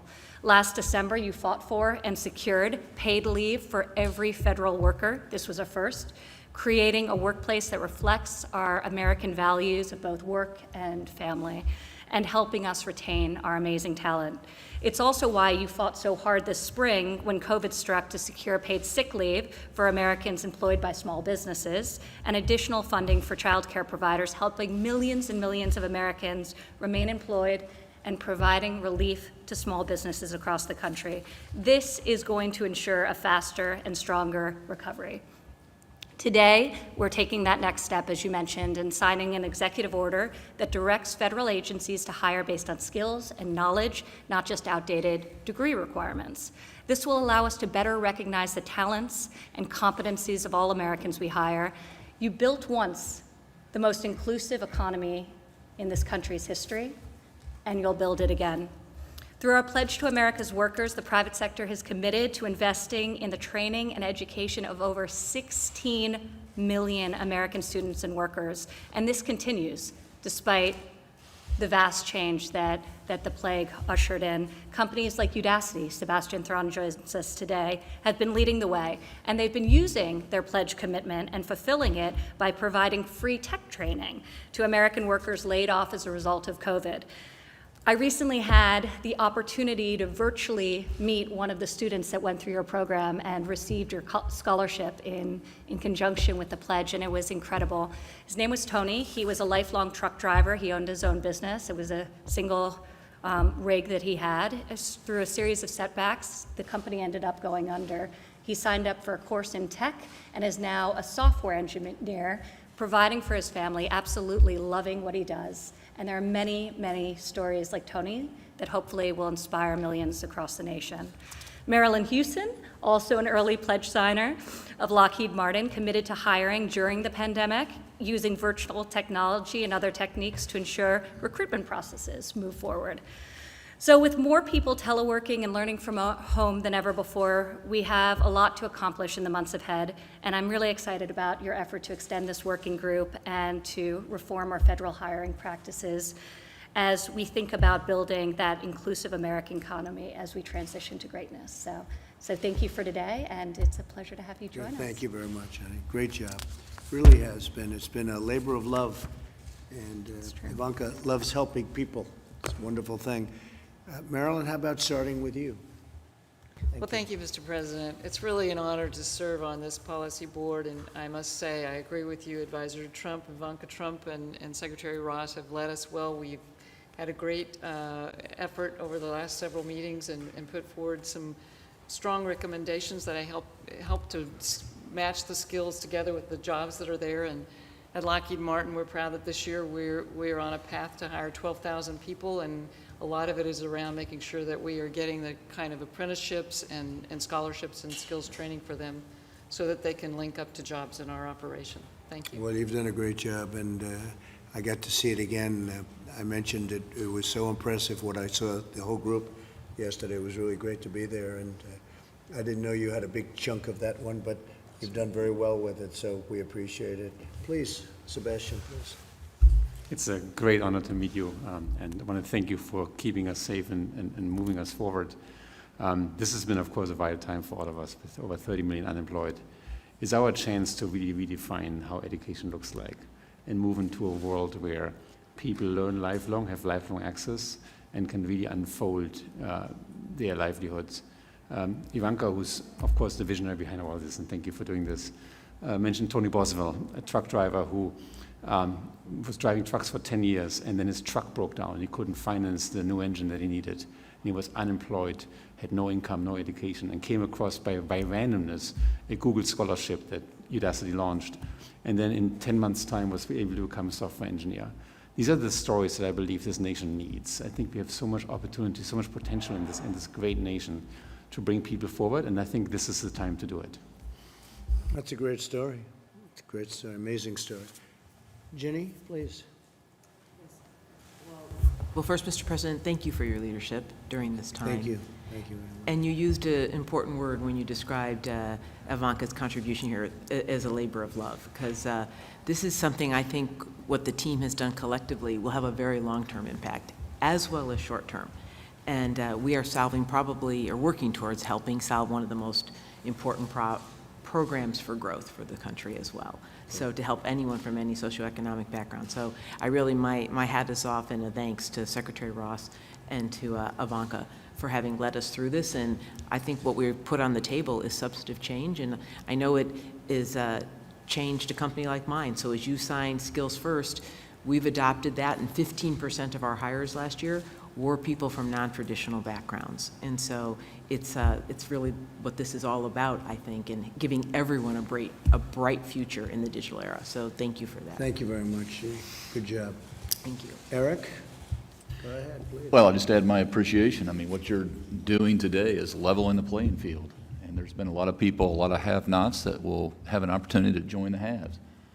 And to do it during a time of such challenge, but to recognize the opportunity that's here and to do it now, there couldn't be a more important time. So appreciate everyone's effort around this table and your leadership on this front. And Indiana's doing very well, I'm hearing. Good things. We are moving in the right direction. We've got 93,000 unfilled jobs right now that we need to fill.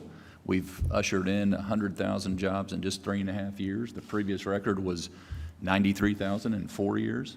These are high-wage, high-demand jobs. These are $28 north an hour. That's great. So this is what it's all about, skilling up the workforce. Thank you. That's great. Great job. Thank you very much. Kim? Well, thank you, Mr. President. And what I so appreciate about your administration is it's really an administration of action. You identify barriers and gaps, and then you help bring the right people together to find the solutions and enact those. So thank you very much. It's been an honor to be a part of this advisory board. I appreciate how, with the leadership of Ivanka and Secretary Ross, we really have identified the various elements, connected those elements, whether it's been consistent data, definition, goals, and messaging. And I look forward to really amplifying that in the state of Iowa. By executive order, I just created an economic task force. I brought several CEOs, business leaders, and nonprofits together to utilize their expertise in the way through innovation and adaptation and creativity, adjusted within weeks to the coronavirus, and everything that this group has talked about will fold so well into what we're trying to do at the state level. And when you think about that happening in every state across the country, we really are going to come back stronger and better and really help provide opportunities for every single American. So thank you for leading it. And we see it now, Kim. Next year is going to be, we think, amazing, actually. Yep, I agree. It's going to be an amazing year. Larry, would you like to say something? Yeah, thanks, sir. I spoke just before you came, but I'll just repeat the V-shaped recovery, virtually every number is showing a V-shaped recovery now. Private surveys, government statistics, restaurants, home builders, truckers, durable goods makers, Apple Mobility and Travel, gasoline demand. As you said, the jobs went up really about 3 million in May. We had tremendous retail sales. Actually, today, in the income report, we had tremendous consumer spending, 8% at an annual rate for 1 month. It's a great story. That's a great number. Yeah. And I still think we'll get 20% in the second half of the year. And if we get another 5% in the first quarter of next year, we will be right back to the peak in 2019, where you got us the first time with the growth policies. And I just want to say, Ivanka, I gave you a big pitch, did the best I could. Private sector reskilling and retraining, and not only will people come back to the labor force when they're reskilled, they'll come back with higher wages, and they'll come back with more confidence, and it'll make a huge difference, as it already has. And so I've added you to the 4 pillars of growth. The president. Good. Tax cuts. Good taste. Deregulation, energy unleashing, fair trade deals, and private sector-led reskilling. How's that, sir? That's great. That's great. And I'm very happy what you said about early next year. I think next year is going to be an incredible year. Thank you very much, Larry. Appreciate it. Wilbur, would you like to say something? Yes, Mr. President. Thank you for the opportunity to help Ivanka and the others on this group. I've been very, very impressed with the productivity of this advisory board. Most advisory boards create a big, thick book at the end. It goes in the library, and nothing happens. This group, every single meeting, there's a specific, tangible thing. It gets followed up, and it gets implemented. So it's really been a heartwarming thing to see how productive these folks have been. And I congratulate all of them. Thank you very much. Thank you. Gene, please. Thank you, Mr. President. And you mentioned the 3.5% unemployment rate just a few months ago. You did so many things for the American worker during those 3 years. You know, back in the summer of 2016, the Congressional Budget Office said that we'd be at 5% unemployment in February. They said that between then and February 2020, they said we'd create 1.9 million jobs. We created 7 million jobs. So Larry touched on it. It was policies of tax cuts, of deregulation that brought us there, which was just a wonderful thing for the American worker as jobs were being created and wages were rising. But there was other work going on, and what you see today is a manifestation of other things that were being done that are now going to have their day to really help workers. We are coming back. Larry's mentioned some of the numbers, but we know that the training will be important, and we're fortunate that this really very extraordinary group, and as Secretary Ross has said, a group that really generated valuable product. They were working quietly to help train American workers. I spoke earlier about a new apprenticeship rule that we adopted at the Labor Department that I think will be very helpful. This will be an important part of the rebound. Thank you, Gene, very much. Appreciate it. Steve, please.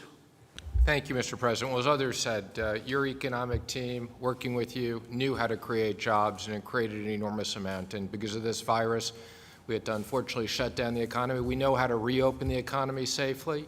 Working with Congress, we put $3 trillion in. It's beginning to work. We see it. And where our work isn't going to be done until every single one of these jobs is done. We know we need a few more tools. We'll go back to Congress next month, but we're going to get everybody back to work. And I'm confident we're going to see a strong third and fourth quarter as we reopen. That's great, Steve. Thank you very much. Anybody else would like to say something? Anybody? Anybody? This is your chance. Go ahead, please. Mr. President, I just want to say, as your domestic policy chief, what an extraordinary day today is, and here's why. It's not just the work of this council and the leadership of Ivanka. It is the executive order that you are about to sign that completely resets the playing field. The federal government is the largest employer in the country with 2 million employees. 2/3 of American adults do not have a college degree. Your signature that is recalibrating the workforce away from being degree only to skill set is transformational, and the opportunity for you to fight for all Americans. I think about Tony, that Ivanka talked about, that Sebastian talked about from Udacity, from a truck driver to a software engineer, next potentially into the federal government because of this executive order that is focusing on skills rather than degrees. Congratulations and thank you for your leadership. It's extraordinary. Thank you very much. Anybody? Jovita? Yes, President Trump, thank you very much for your strong leadership. You know, I sit in the audience here as part of a participation of this particular advisory board, and I'm a recipient of the type of programs that you are actually implementing and supporting. I started out as a box handler in a world's largest logistics company, and so when I hear everyone talk about the dedication of the workforce and establishing some really comprehensive training, I took advantage of every training opportunity there was in that private sector. And perhaps you'll see another administrator similar to me based on the programs that you're going to advocate and support.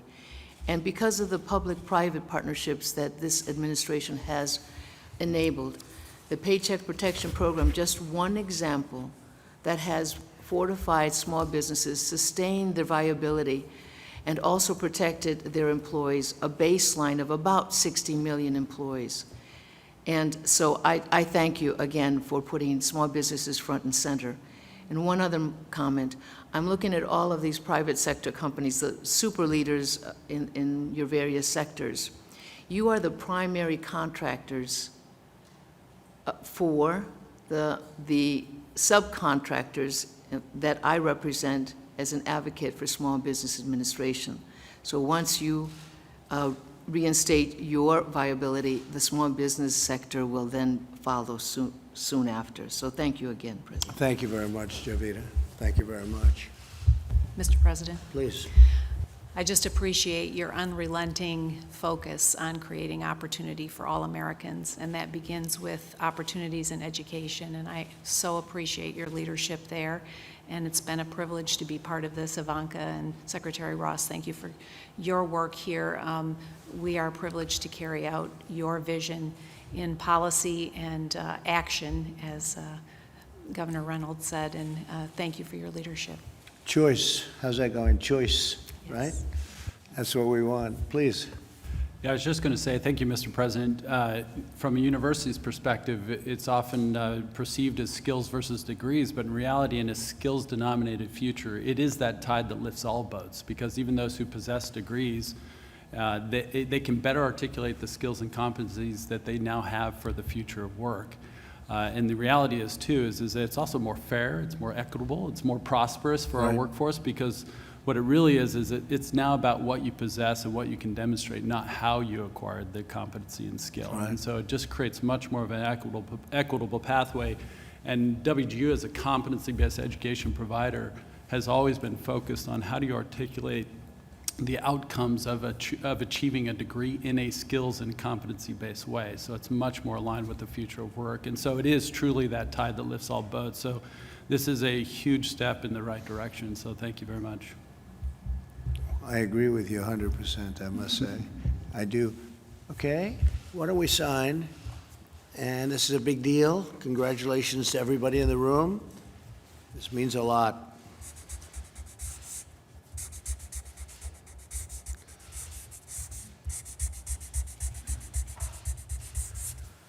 Okay, we'll do that for Maryland. We'll take this.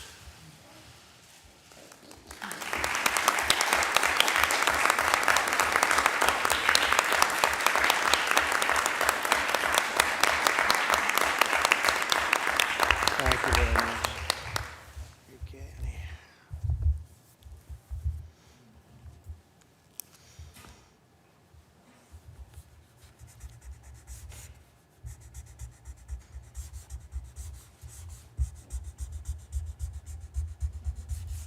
Okay, that's very good. We have pens for everybody. There, honey. All right, phase 2.